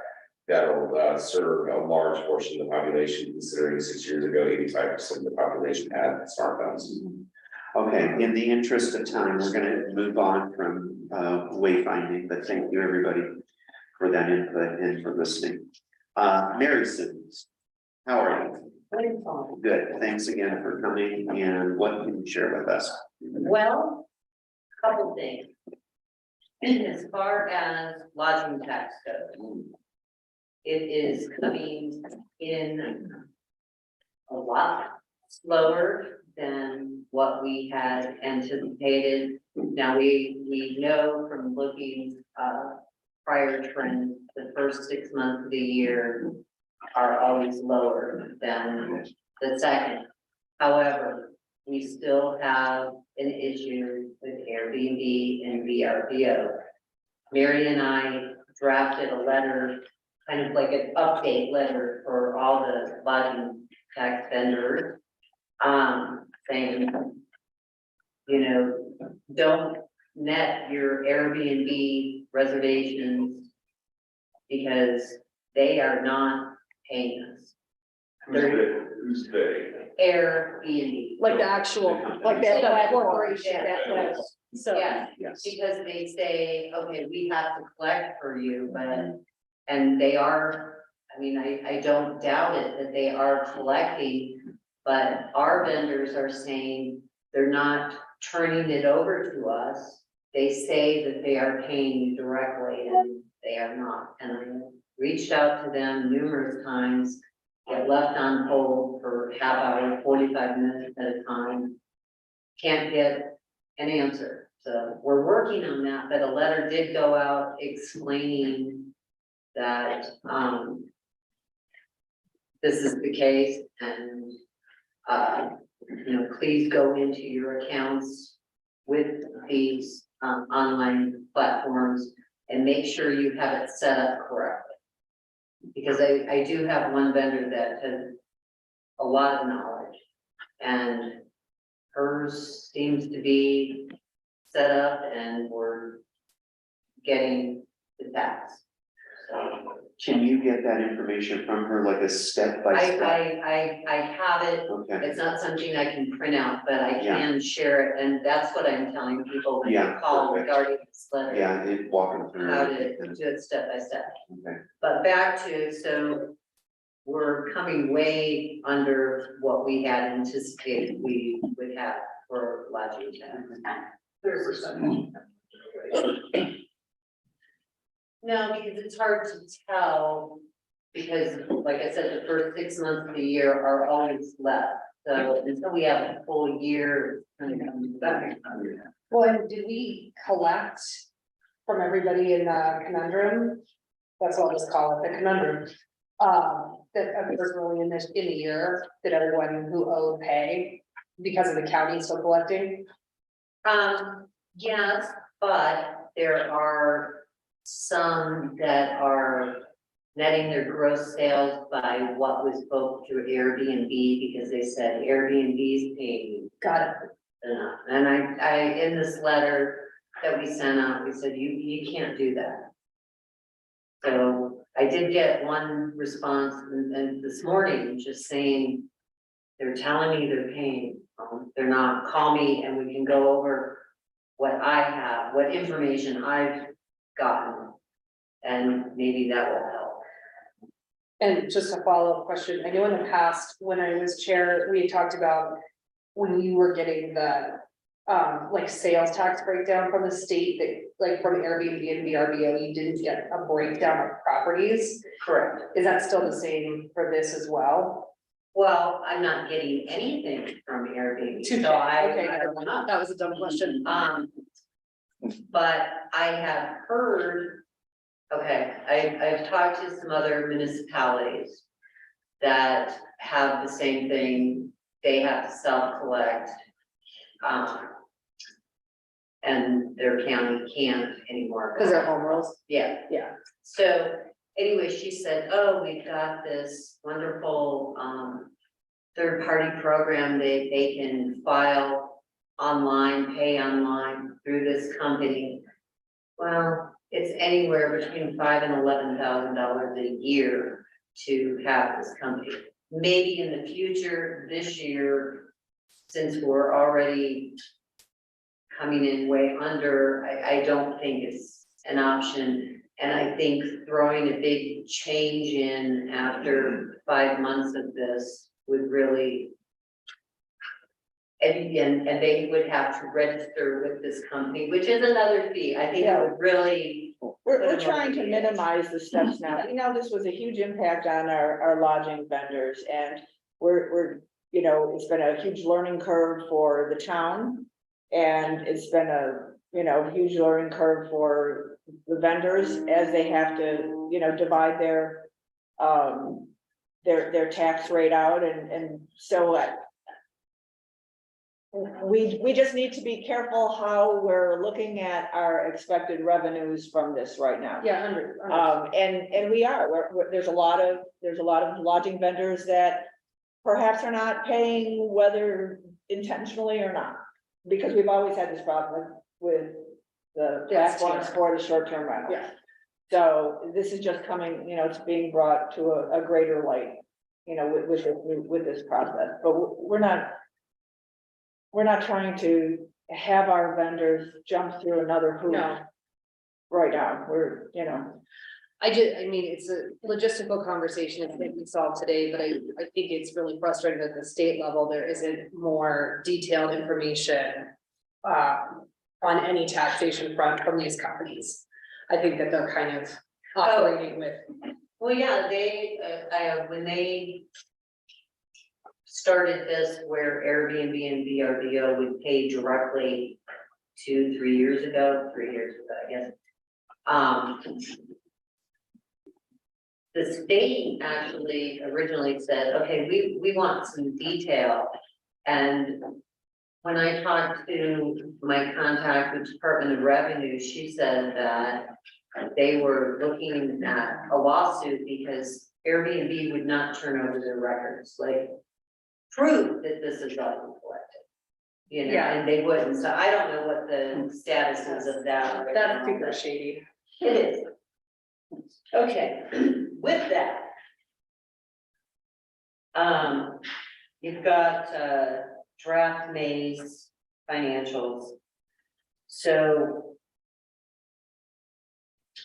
we're coming in, our revenues are under, and expenditures, not right now, but are anticipated. We've got our new events person, and that came in higher than what was budgeted for. And you're talking about wayfinding signs, which I realize it's going to be a phase. But just understand that you might want to, you know, have a work session and reallocate what your expenditures are going to be, take from some, add to others, just to keep it within line, and just keep in mind that your revenues may be under, at least for this year, because of this lodging tax. Can I ask a question about the revenue side? What do you think? I wasn't, No. when the lodging tax was allocated, what portion of the lodging tax was allocated to UBC? 50%. So, And I believe that's how the ballot measure was written. it said 50%, No, I don't think we pigeonholed it. specified percent. 55. I don't think we pigeonholed ourselves into a specific percentage in the table language on the ballot. We did not. No, we referred to the gross anticipated, which was Okay. 250. Well, let's confirm that, Give me you a know, second. before we I'll commit pull the ourselves ballot. on the ballot. It was measure 1A, Georgetown, right? So, as I recall, the ballot that I read and checked this on, did not specifically allocate a percentage. It said it was for promotions and workforce housing. It was that, it was Okay. basically that general. So, what I suggested that we probably do need a work session, and budget season's coming up, so it's relevant that we talk about this year's, next year's.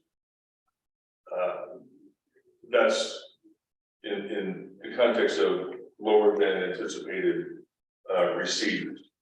That's a question we should be talking about and perhaps willing to pose to the Board of Selectmen, that given the collection difficulties, you know, around this, we have budgeted priorities for BDC this year.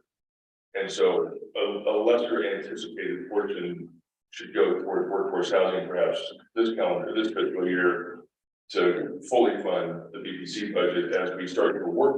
We don't even have a tangible. We don't have a tangible administrative structure for that workforce housing component. It's appeared on 3 BPC agendas, and we keep kicking the can down the road. And so until we actually have something real there, there's no point in just having, you know, shorting ourselves for this purpose and in anticipation of that. So just think about that moving forward with the budget conversation. And that can be an ask, but then I think we have to realize and make sure that the Board of Selectmen is on board with that philosophy. It's ultimately their decision. You know, the recommendation can come from BPC, but Yeah, and honestly, it becomes a fairly easy prioritization for us. We punt on the signage. You know, we punt on certain things that are good and part of our charters and everything else, and if we're gonna, you know, if we're gonna fund a piggy bank as opposed to a real project, and that's what the selectmen choose to do, that's cool, but this is what you're giving up. I agree, And so we can find our priorities as opposed, this is a lower priority, as important as it is. When this whole proposal was coming up, one of the reasons that I was pushing for us to remove ourselves from the county was the allocation of funds that were designed for the marketing of our state. It was short-sighted on my side to take those marketing funds and reallocate them into other areas when there could be other budgetary ideas to make those things happen. One of the things I brought up over and over again during our meetings was that I was concerned that we would end up with a 50% allocation of what was intended originally as marketing funds for the state of Colorado. When things are good, everybody thinks that marketing is low hanging fruit. People come here all the time and wonder what we're doing, but we're under huge budgetary constraints, and that is why we went for taking this money and making sure that the county didn't have the ability to remove 60 to 75%, go up to 90% of those funds toward things that were not from the intended tax in the beginning of when this tax put in for the state of Colorado. So if we are in a budgetary shortfall, I agree with Craig, and I think that we should have more stuff and discuss it and make a recommendation to the board, especially because this is exactly what I was afraid of. Yep. Somebody else's money. Money I have funds. And it was intended as marketing funds for the state of Colorado, and the shift happened last year. I don't think that our county was well represented. I was at a meeting with the past chair or the past director of Colorado Tourism Office, and there were no county commissioners there, and I was one of 2 representatives for the town of Colorado, Georgetown. And they were both private companies. And Jen was there. I don't wanna sound doomsday or anything, because it could flip the second 6 months also. And, you know, hopefully we can get all this online platform garbage taken care of. Well, thank you for paying attention to it and keep on with it, please. But yeah, I think Craig's idea is great, at least for this year. If they can get it. The split. You know, What's the turnaround time on, so I mean, you're following the state calendar, I'm assuming, so is this being collected monthly on the 20th? following the month, Following the it's due following the month of collection on the. So currently this month you'll collect from May on the 20th. Correct. So would you hypothetically have a picture for us, like June 1st, you could email us so we could schedule a work session of what the revenue collected was, I can tell you right now what it was through yesterday. even better. And this is at 100%, not at your 50%. $37,306.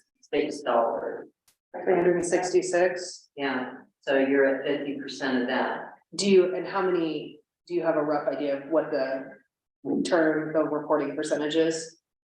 Like, I mean, 99. oh, I mean, really? it's other than the issues with those online platforms. Okay. Everybody's been, you know, if they're late or if they miss a month, I mean, a notice goes out and I usually get it within 2 days. Okay. So is the state's position that is the owner's responsibility or our position as a town, the owner's responsibility or the RVO's responsibility to make sure those tax monies go to the state or the town? State or anything to do with ours at this point. Well, the town, the money, right, so, is it our, what is our, who's responsible, the RVO or the person? The vendor, yes, but with all the hassle and the counties, we're not gonna stop collecting. Mary and I had talked about that. We don't want to sit there and go, oh, no, you have to, you know, because, Why are we doing it forward with the county issue? pardon me, We were doing it before with the county issue, why aren't we doing it now? Because here's my reasoning for this, not to burden a vendor necessarily, but if the vendors have pain in it, they'll start calling the RDO and they'll start calling Airbnb and making sure that those funds are released. well, that was one of the purposes for the letter we sent out last week. From a state standpoint, it falls on the vendor. And so I recently had an issue and mine only turned out to be $115, but somehow my new payroll company didn't pay withholding on something in January. It was $45 that they didn't pay. And with the penalty, I just had to pay the state $115, even though I had nothing to do with it. Right. And my payroll company took the funds out of my bank account and they're responsible. So I have to go back to them and try to get them accountable for it. But from a like cut and dry state standpoint, it does not matter that it was my third party vendor, as I am the one that's responsible. Because it makes us pay the state and then it makes us go toward our vendors, get them to do what they're supposed to do, or we stop using that vendor. And that's what my point is. So they stop Airbnb, they stop short-term rental. And this, If we're not getting the revenues, what's the point? this particular thing too overlaps though, when, and we recognize this as a town, that we need to revisit our short-term ordinance and make sure that the information and the licensing that we're issuing to our short-term rental operators are giving us the information now that also, you know, piggybacks or, you know, with the lodging tax. Okay. So it isn't just the lodging tax, it isn't just the short-term rental ordinance, you know, we realize that there's, you know, there's some things that we need to get into place for next year, but we're not gonna turn around and next month tell them, oh, this, and then in September, you know, August, we tell them this, and September, we tell them this. So we're gathering all that, we're trying to change the ordinances that we need to do, so that. So it's nuanced. In terms of STRs, it's extremely nuanced, because STRs are, you know, I think there's so much logistical operation back-end stuff with them, you know, from safety, from occupation, from all of our ordinances. I think it's super nuanced, yeah, that's the best way to put it. But I agree with you. I mean, if Airbnb and VRBO and Expedia and all, if they're not going to remit, then okay, if you have a short-term rental, you don't get, I mean, unless we can get this. And the other prisoners that I have talked to regarding this issue, same thing, they said until they got with, it's called Muni Reps, until they signed up with them to the tune of 5,000 to 11,000. Those- It was horrible. Yeah. You couldn't. So, I mean, 5K extended is, and receiving income is better than no money extended and receiving nothing. Except for your time, which is incredibly valuable because you're doing incredibly busy job. To sit on hold with the VRBO and those other people. well, hopefully this letter we sent out will get some of these vendors to call and say, okay, you're taking this money and you're not.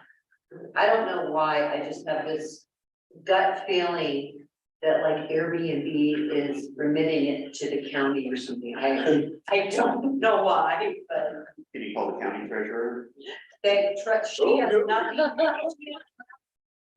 Then the collection of those levies. So it's multi steps. So it's whoever is in the finance department's feet, right now, and that seems to change quite often, I see. or they're only there. So you're just going through, yeah, you're doing necessary steps to get to an answer. And then we really have an chief because we have to rewrite our contracts. For this work. We do have teeth, but we Yeah. want to have teeth that stink even more. Okay, But I mean, like, I guess my draft letter was more cut and dry, and Mary fluffed it up for me, so, I mean, she's right, you don't wanna, we've thrown enough at these people, and you don't wanna just, okay, here's another thing, and another thing, you know, We have some vendors that are doing their best and are trying the hardest and they're submitting what they should be submitting. And we discovered several short-term rental operators that weren't even listing their tax rate correctly. And that was Mary looking at each individual listing, you know, to look at that. And when we saw that consistently, you know, it was the aha moment. And then that's where the burden falls back on them. Just because you're not collecting the right amount doesn't mean you're not responsible for paying the right amount. And then we have this extra glitch, a huge glitch, which we've had in the past too, before our lodging tax went into effect, where the online platforms, we don't even know if they were properly reporting it to the state. And so we're still at the mercy of that, you know, it's just honest business ethics kind of thing. it's just considering the loops that we put, actual B and Bs begins through with on site, blah, blah, blah, blah, blah. And the lack of loops that we put, VRBO and Airbnb short-term rentals through, they already have fewer burdens than people who are on site who actually are contributing members of the town rather than a business where you don't have to even be here for it. So that's why I have if this were somebody who's living on site, trying to make everything happen, and they do everything, we'll notice if Rose Street Bed and Breakfast doesn't do their work. But you have the Airbnb doesn't do their work, and you don't know for years that they didn't even charge the right amount of tax, that's an issue. And that's something that we need to look into closely, and then we need to make that something that we are checking on every month. Because we're losing money here and we need money. And you're right, back to getting a permit. What are you doing to make it equitable for people who are trying to run something that costs more money to run is there, or somebody who's created a business model through an absentee version of it to try to just buy houses so they can rent them short term and make money on it and maintain more property for increased value, or somebody who's actually contributing to town through an inn and a community. And that's where, and then if they have less people going after them and fewer, and they manage that they don't have to even charge the right amount of tax, and we've never even gone on to them, then that says that it's even more burden on the other people who are doing it correctly and they haven't achieved that. well, eventually. And this is not saying staff isn't doing things. No, eventually though, we will start picking individuals out of a hat. Yeah, And doing audits and pulling up their online platform advertising, and we can point out, okay, no, I mean, hopefully this letter gets them to change the percentages and stuff. But until that happens, I mean, again, if we've had it 5 months, you don't want to sit there and go, okay, we're gonna audit. Changing it new and all that stuff like that, it's nuanced. And Yeah, I also want to, for the record, by the way, having said what I just said, I am not completely anti Airbnb and VRBO. I think that you will do it responsibly, it's a good model, have a great time, enjoy yourself with regulation. Hey, your logic there. Thank you very much. Okay. So, somebody can come and tell me that. Mary, anything else? just so. As I suggested before, I think you maybe should sit down and do a reallocation. I don't have, unfortunately, May finals done, but this May draft that you have in here for expenditures and revenues is pretty close. There's a few things that will change. But if there's anything else I can get for you to make that easier, and then we can do the reallocations, the next time I do supplementals, and then you've got a cleaner working budget to go off of. Was our transfer from the general fund reduced because of the lodging tax? It was not this year, Okay. because we thought, But yeah. we wait, yeah. Rick, you're also on this, budget review discussion. Do you have anything to add? All right. Very good. Thanks for your time. Thanks for all the chat for us. No problem. Rick, are you ready? I am. Okay. So previously, I gave you guys an amendment for section 18-20-05, which was, and I'll read it real quick and short. The language currently read 18-20-05 elimination, internal and direct exceptions. And then currently reads no sign should be illuminated by internal illumination or direct illumination except in gateway commercial and gateway mixed use buildings. I had proposed, and this was in an email a couple months ago now, exception internally illuminated, non-flashing or moving, quote, open signs, all caps, with a total area not to exceed 2 square feet are permitted in a historic district. Everybody seemed okay with that, and then we had the conversation about other forms of illumination, i.e. basically light bulbs shining on signs. We had thought that was an issue. Having gone back to it, I don't think it is an issue, because that, by definition, in the ordinance or the code is considered indirect illumination, which is not prohibited. Shining on the sign. Right, lights shining on a sign Is allowed. it appears to me Yeah, it's allowed. to be allowed, Okay. specifically allowed. Yep. And not by default. Where's the date of that code again? And So here's the is it, I mean, or where, what's The the date of code that number? email? I mean, yeah, or the code 18. April 4th is April 4th, the thank date that I sent that email out to Kevin, Paul, Justin, Mary. Did you state me? That's fine. I get it. Sure. Apparently it did. Maybe you can forward it on and include Jessica. Jessica now, And and me too. Amanda, and Me Jen. too. I see, I think it. No, not you, that's Jessica. Oh. But you should be able to too, because You call me Jen. I was in for a TA in high school. I was in for every single day. You kept calling me Jen. Jen, I'm gonna send it to you. Would you mind sending it to the whole group, so you should have it now? So that was the date. Were you looking for the code section, Amanda? I just wanted to read it from, just because. 18-20-050. Got it. Thank you. That's the one with regard to the open signs downtown. Thank you. The definition of. In definitions of the sign code, illumination indirect means lighting by a light source that is directed at a reflecting surface. In such a way as to illuminate the sign from the front, or a light source that is primarily designed to illuminate the entire building facade. Upon which a sign is displayed, but does not include lighting that is primarily used for purposes other than sign illumination. Including without limitation, parking lot sign, parking lights, blah, blah, blah. So. Indirect, I mean, that's what we've been talking about with regard to those signs.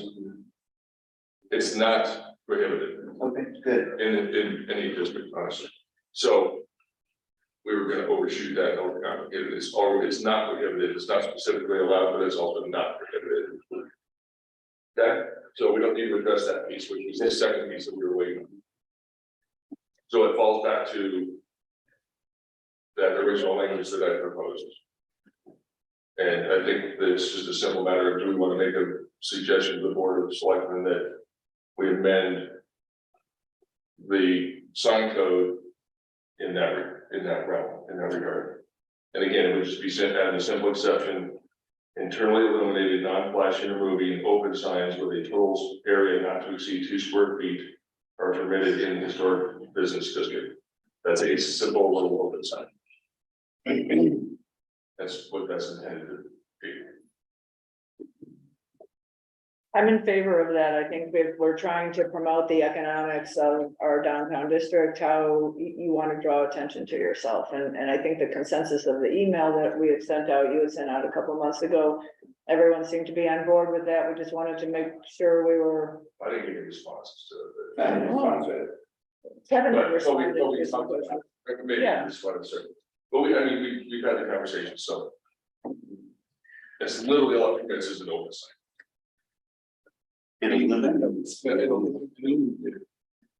So, okay, so let's start laying our cards on the table. I'll start. I don't think it's the solution for saving a lot of businesses in downtown. However, I also know that solutions are multifaceted, and usually there's not one silver bullet, it's a lot of things working together in the right way at the same time. And things aren't working. We have vacant storefronts, we have struggling businesses. People give up slowly over time, and what that looks like is not honoring their hours, not staffing. So I'm willing to try this. If it doesn't make an impact, would we be willing to reverse it? If it doesn't make a financial impact, can we then take that visual clutter back at a later time? This one can do it. There's There's no way you can put Okay. that single item as the driver between. Then why is there a desire for it? If you can't prove it one way or another, then why even have it if you're not sure that it is? I'm playing devil's advocate here. If you don't know, if you're going to go out and buy that sign, but you don't know it's gonna work, why are you buying it? Why are you buying it?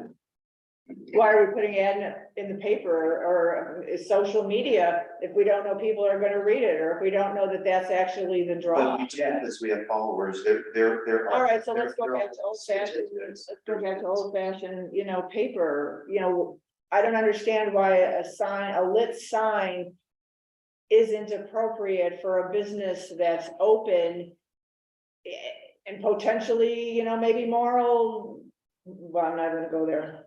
Well, I don't understand why you can't have a sign. I'd like to be able to walk down the street and see that something is open. You can have a sign, it's whether it's illuminated or not. Is it a DRC thing? I mean. Community recommendation, that's what we do. Sorry, is that policy from DRC Right, no, but that's been represented in DRC, I mean, I'm just asking a question.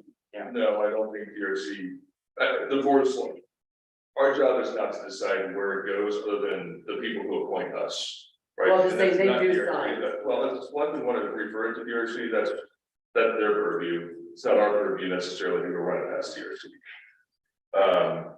Why do we allow lit signs in other areas? And I know there's tons of answers for this. There are answers to that. I understand that. Community structures or national park landmark district. The entire. And they turn. These are. The entire town of Georgetown is in the National Historic Landmark. You literally. I wasn't finished with my name. Because the main portion, what we designate as the historic district is what is with this proposal, is different. It is because it is the main section that is considered historic. We have a gateway district that we do that doesn't have the building differences, it doesn't have signage differences that we have up here.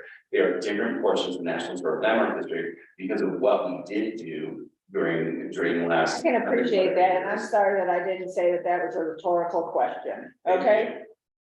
Let's roll out the sidewalks then, and let's close down and make sure that the sign says that, you know, 5 o'clock Georgetown is closed down on 6th Street. And can I say something really fast? So Kevin, you hit the nail on the head and when you describe this as. So there's no like real right answer. It is a multifaceted issue. And within our own mission statement, our entire purpose here is to support economic prosperity for our businesses in all fronts. We consistently fall back on the historic district as the why we can't do things, and we don't put a lot of effort into, well, what can we do to change it? And we don't want it to look like Vegas. We don't want it to look like, you know, even like, yeah, exactly. But giving some, I think, simple, tasteful amendments to our code that will maybe enhance the nightlife for the businesses that are really putting an effort down here, in my opinion, doesn't compromise that. I think it's a supportive measure on our part to say, we do recognize that we want people coming down here at night. We want to improve that. And the same reason you're like, do we get a ban for the 4th? I'm like, no, we don't, because there's nothing to do. They need their money. People aren't open, people don't staff well, they close early, Yeah. they don't illuminate, I'm still speaking. Thank you. It also could mean that there are other solutions to this, rather than a little open sign that you have downlighting onto your sidewalk instead of your road. It could mean that you have a sign that's with a light going on it that says you're open. We already have those things within the ordinances. What's being asked is that we should, during the ordinance be changed, rather than people think creatively within their business to make their business operate with the current things. I have to leave, and I think that we have discussed this ad nauseam. My vote is no, if we can put it in when the vote comes. I have to go, thank you. As a business owner, I'm in favor of supporting all the business, whatever it takes to make them work, so. So I'm for it, so. And it's gonna apply mainly to the restaurants because they're open at nighttime. I wouldn't put one in my personal business because I don't need it, I already have 2 open signs in the window, so. By illuminated, do you mean the neon, what do you mean by illuminated? It's an internally illuminated sign Okay, by definition in the code, which means the inside, the light source for the sign is inside of the sign. because a lot of the times it's that little, maybe neon's the wrong word, but I think you know what I mean, like a little bar thing that people get, I've seen. Oh. I don't know which one. I just want to make sure. Yeah. That's why it's very specific with this language. I mean, it's literally notice. It's not any You other. want it just with It's not that we did add a sign, it's not. You know, chimichangas on a special day sign, it literally. Just with notice. open. And it's an external like personal name, right? No, Internal. That's hung from inside the business, yes. and so you have to have dictation of, Yeah, that, right now those signs are not allowed, up here. really, They're allowed down on the roundabout. And they're allowed down basically from 6th north, 6th north. No, I'm sorry, wouldn't be 6th, it'd be 10th north, yeah. That's okay, but south of 10th, no. So for all intents and purposes, yeah, like, well, would be the furthest you could do anything like that. So is, no, this is not a hill I love to die. I don't. This quite frankly for me is as much to the point of what are we doing? Yeah, I mean, the stuff we spend time talking about, when we really, I mean, if we can't see our way through doing something simple. Like accepting the fact that it's pretty much considered current practice to have a sign in your business indicating that you're open and having that sign be illuminated when it's dark outside. I mean, There's no one nothing can be like, wow, holy crap, that's really, you know, that's really kind of. point of this conversation. If we can't do the simple things, then really, why a conversation about a drone show? Why a conversation about a sign indicate where you should park when, hey, listen, you know what? The heck with it, it's a big flat spot, I park there, if there's a sign there or not. That's the conversation that I'm engaging with this point. I'll make a motion to recommend to the board of selectmen. Yeah, I still have some comments. Right. That's okay. And, you know, I can't help but revisit the street lamps in downtown again, not working, not being maintained, exposed wires, missing glass, wrong light bulbs, on all day, not on at all, rust, corrosion. If those were all illuminated correctly, then downtown would be better illuminated. So I think we're working around that problem, Excel.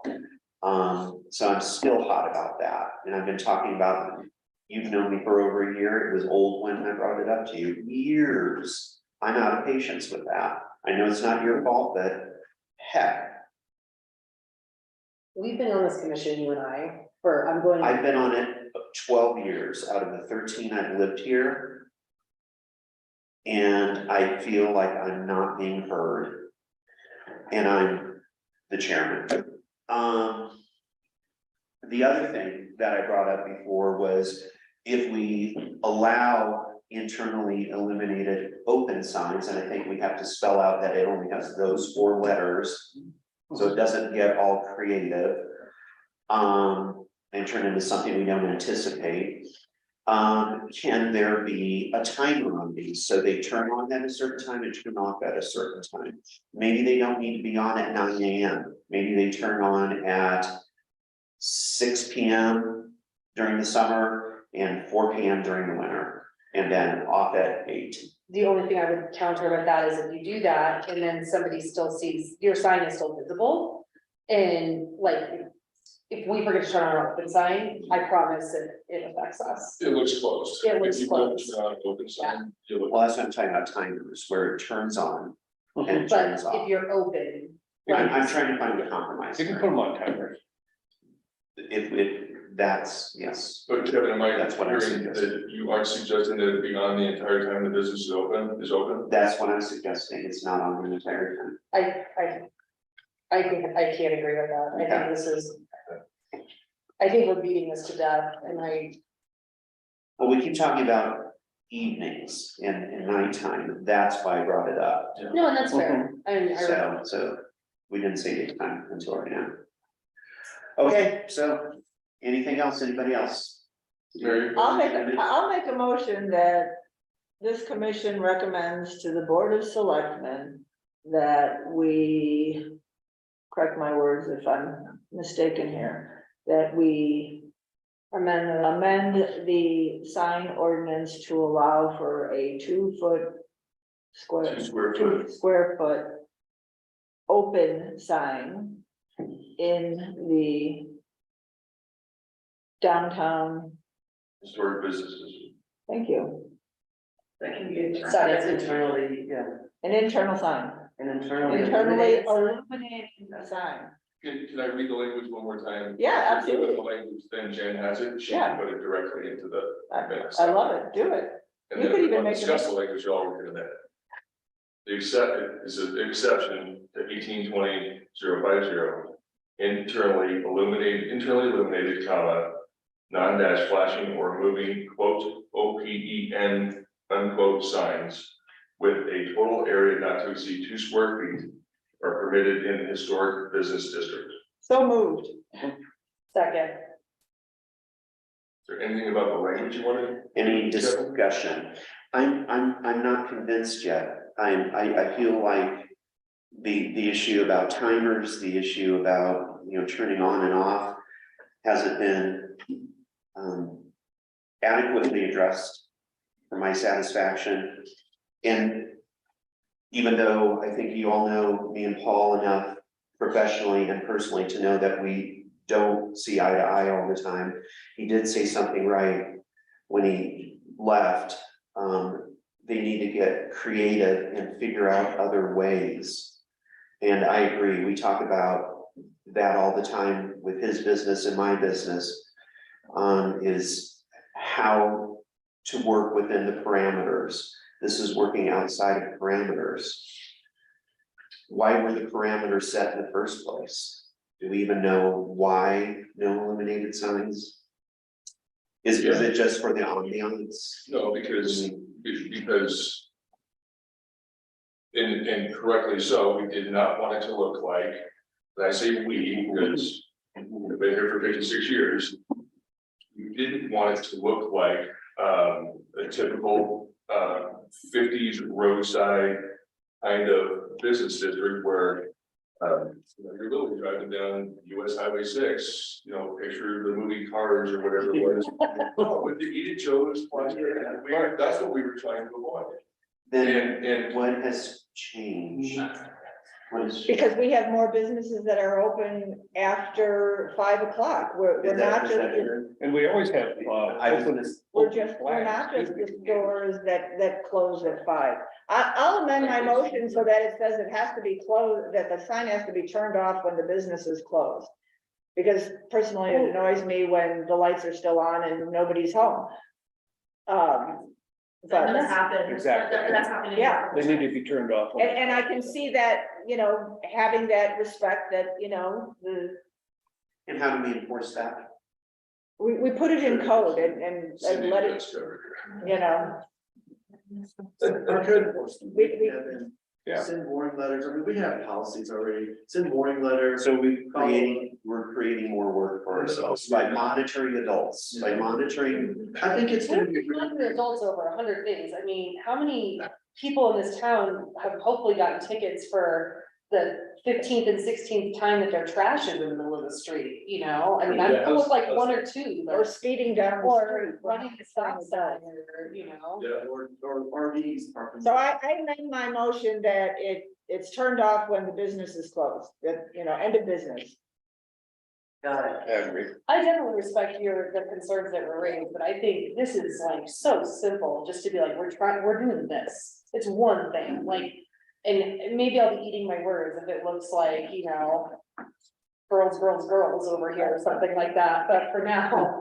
Okay, help me through this, So if we're going to allow this change and then take on the policing of it, why aren't we policing other things like the banner that is on the fence at Happy Cooker? Banners are not allowed. The banner that is the sign on the soap shop, banners are not allowed. The banner that is on the side of Mount Mama's, that is. I'm sorry, that's another issue. We're talking, there's a motion. But see what I'm saying? Mr. Chairman, no, I understand what you're saying. I would really like you to call a vote on this. We are discussing having an illuminated sign in the downtown historic district in a operation, a business that is open in the dark. In my defense, this is the discussion part, and that's what I'm discussing. In my defense. Those issues, those are enforcement issues that are beyond the scope of the illuminated sign. We're talking an illuminated sign. We're talking more than an illuminated. We sign. are, but our agenda Visual item is the impact. illuminated sign. We're talking visual clutter and impact, new additions. Mhm. It's more than just a I sign. That's disagree. oversimplification. I disagree. Okay, let's go ahead and take a vote. Paul's, she made an amendment, there needs to be a second for amendment. Okay. Second. I did. All in favor? I, You're an alternate, so I don't think you're. No, yeah, probably Yeah, can't. okay, are we, does he, and don't we have, yeah, we're We're still. all left, yeah. so. We don't have a full board. 1, 2, 3, 4. So then he can vote, that's when he votes. Okay, So we don't have a It's, Okay. yeah, Joe. okay. So we cannot take Paul's vote, is that right? Right. Okay, and I'm a no. Motion passes. So Okay. one no, rest yes, is that something, did I get that right? I mean, should be entered into the minutes that Paul said he was a no before he left? It's not an official. It's vote. not gonna make any difference, but we just put it on the I record. just want to No. make sure that, did you go yes? Okay. Are these signs gonna be open during dark hours only, not or during the day or for the? Too late, it's voted on, folks. discussion's over, Open signs are generally out. discussion's over, let's move on. I'm sorry, I need to leave. I actually am getting close to, so I need to see what else we have to vote on, because. All right, so we're gonna go ahead and table the workforce again. I can update all of y'all on number 9. Okay. Email. Okay, let's do Great. that, okay, Thank you. Yeah. Sorry, it's field day. I have to go like referees like three-legged races or something. I don't know what I'm on, but something. who's in charge of recommendation to Parks referencing 2023 scope development record, is that? Okay, skipping that one. Who put that on the agenda? No idea, vendors at late fees, is that, Rick? Vendors at lake fees. Yes, that was right. Fees for vendors at the lake. I think we ended up, we came up, I think it was the context of the paddleboard. We changed that, we found that code already allowed it, so the district allows that, therefore we just use a business license, there's no other fee to be done, so we figured. We found that, we already had it in our code, so we didn't have to create that, so that's scrapped now. Okay, If All right. somebody was to go, sorry, just a quick question, because I wasn't here last month, I apologize. Like, if somebody was to set up like a table or something on lake property, would you want to charge them a booth rental fee, or we're just calling that good enough if they have a business license?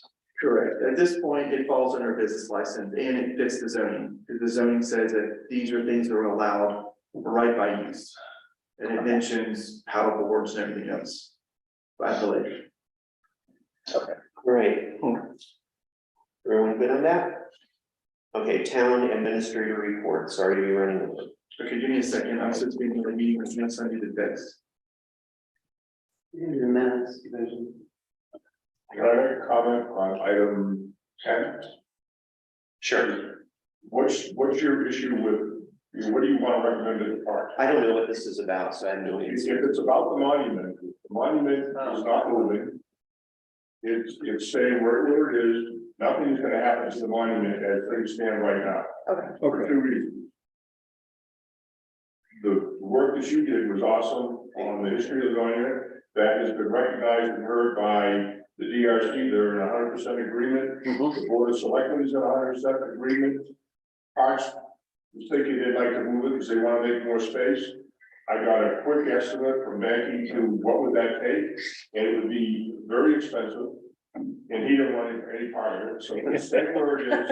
They've already moved it Like, once. step to the park, was, if you want to do something with it, do it as a separate matter, as a separate project. Okay, So nothing's happening. I think that's probably what this is. that, you're probably right, I don't know. Okay, Rick, are you available here? And for the agendas, I mean, I just try to take notes on what you guys want, that's why I send that, you guys No, can you're- tell me what you want. You're fine, John. You're Yeah. great. So just briefly, you know, we're in the summer months, so it is time now that we're gonna be addressing roads and bridges and things like that. The ESI project, that's the company that's gonna be doing, Rose Street and the 8th Street pans and so forth. We're also gonna be amending that to try to include Main Street from 14th all the way to Clear Creek Drive, where it kind of goes down the turn. Stops like just a little past Skyline is kind of what we're focused on. That's a really, really bad area. It's probably the worst in Georgetown. And so we're kind of upping it to do the project now. ESI is committed to doing just the Rose Street and 8th Street. We will take revised bids to see where they fall, but we're also getting bids from other places for the Main Street.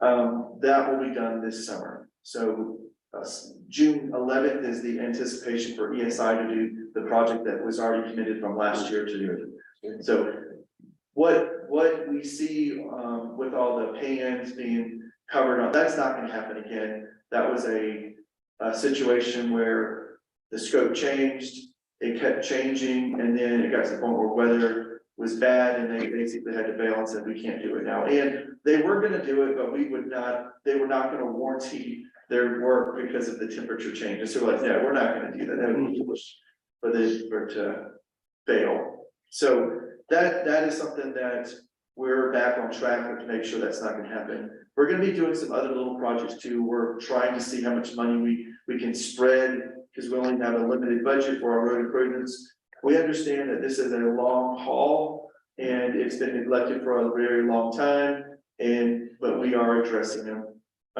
Lighting, I'm really still confused on that. I can't tell you how many times I've talked to Excel and they said they fixed all the lights. So you're telling me that the lights on 6 are still not fixed? Well, they're not maintained, like the light in front of the pet store is missing glass and it has the wrong light bulb in it. Okay, And then the light, at the corner of Sixth and House, has exposed wires. There are parts missing over the bolts of the feet. They all need paint. I would say, yeah, I see it, I have not seen a crew out there. I have not seen improvement. okay. And when I talk Excel crew, not Ten crew. If you need any glass panels, let me know. But because why should we be doing that? So, We're the town is the customer, correct? Yeah. I'll check on it. Speaking of Excel, we're also, And I'm not mad at you, because remember, when you were hired, I told you that I hadn't been getting the runaround by them. I know. So I get it. Yeah, Cans are picked for a long. but I'm done. But I can promise you, I'm not kicking any cans on these things. They are being addressed. I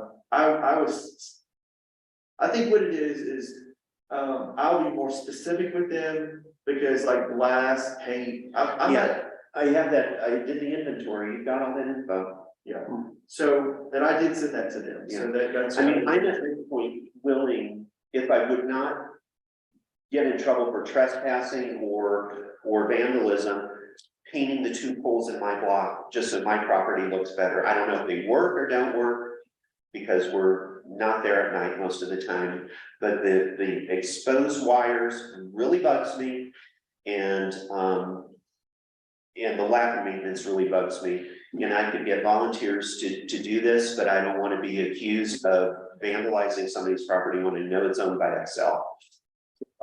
Would Excel be, I mean, let me just throw out a potential, like not compromise, but workaround. Would Excel be willing to relinquish the maintenance on these if with a discount to us, some type of a rebate back to us? If we take responsibility and say, we'll do this, but we expect you to rebate us for what costs will incur. Or hand over their maintenance budget, which they're not expending. I mean, But that gives more work to the town. See, then the town has to be responsible we could get a lot of for volunteers. for that project management. I hear. Well, that's the other thing, and we talked about this. Excel had a volunteer event earlier this year. It was 3 days in length, and they're all over Colorado doing all these community improvement projects. This should have been at the top of the list with all the complaints, and for so long, they weren't in Georgetown. They weren't in Georgetown. They didn't dispatch their own volunteers to help us out. That gets under my skin. It does. Dealing with Excel has been very difficult lately.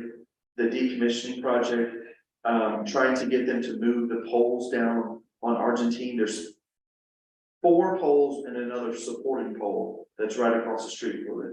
They're all within 1.5 feet of Argentine Street. Getting them to, I mean, it's taken me until yesterday. They finally came out and met with me and I walked down to show them all. They couldn't care less. And so we are fighting them to try to get them to do something of like, who authorized this in the first place that would put this as a state? Are we gonna change when someone dies by hitting a pole? You know, it's like, is that what it's gonna take? Yes. So I did threaten that I was gonna get the poles cut down myself. And then they met me immediately. So. Sometimes that's what you gotta do, folks. So that is just an issue of like, they don't wanna do anything unless the town pays to move this. And I was like, no, it's not my problem. You put it in our right of way, it was moved, all the other poles are in the back part, but then these were moved. And I understand it's because of the hotel and Cabin Creek and everything else that they had to move them. However, that was still a simple Band-Aid to not really fix the problem. It was moved in a sense, a temporary place. So they're now looking to see what's the best option. They're gonna look to bury them or move them across across on the western side, which we have a lot bigger right of way on that side. We're basically at the end of the edge of the right of way where they have them. And if they have any question, that would be recommended. I'm so subtle, aren't I? That was my thought. That was our favorite issue, that they moved. Yeah. They moved. Yeah. They showed us. Correct, it was their decision, it is messed up, so dealing with Excel has always been very difficult. In fact, one of the guys yesterday was like, I don't care, we don't care about yours, and I'm like, it's obvious, Yeah, it's obvious you don't care, so, They are hard to work with. yeah. and that's my concern about the exposed wires. Is it going to take a child sticking his or her finger in there? Or a dog licking it or something bad happen for, Is it it's worth, so frustrating. is it worth considering, I'm trying to remember the history, I think we've intentionally tried to punch and keep the ball in Excel's court on these particular lights for whatever reason. We all know every other light in town that we installed along Argentine Street and stuff.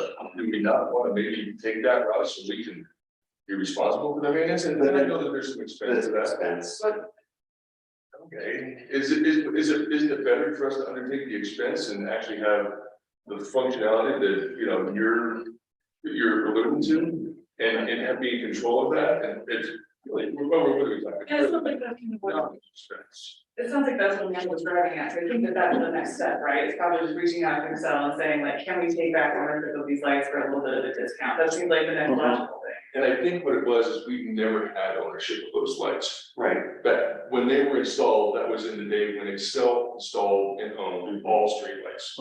Every streetlight you saw was an Excel property. And that's changed over time. As they continue to make. If we owned it, we could maintain it probably a whole lot better. It's a great business model. Right, you can just volunteer. Yeah.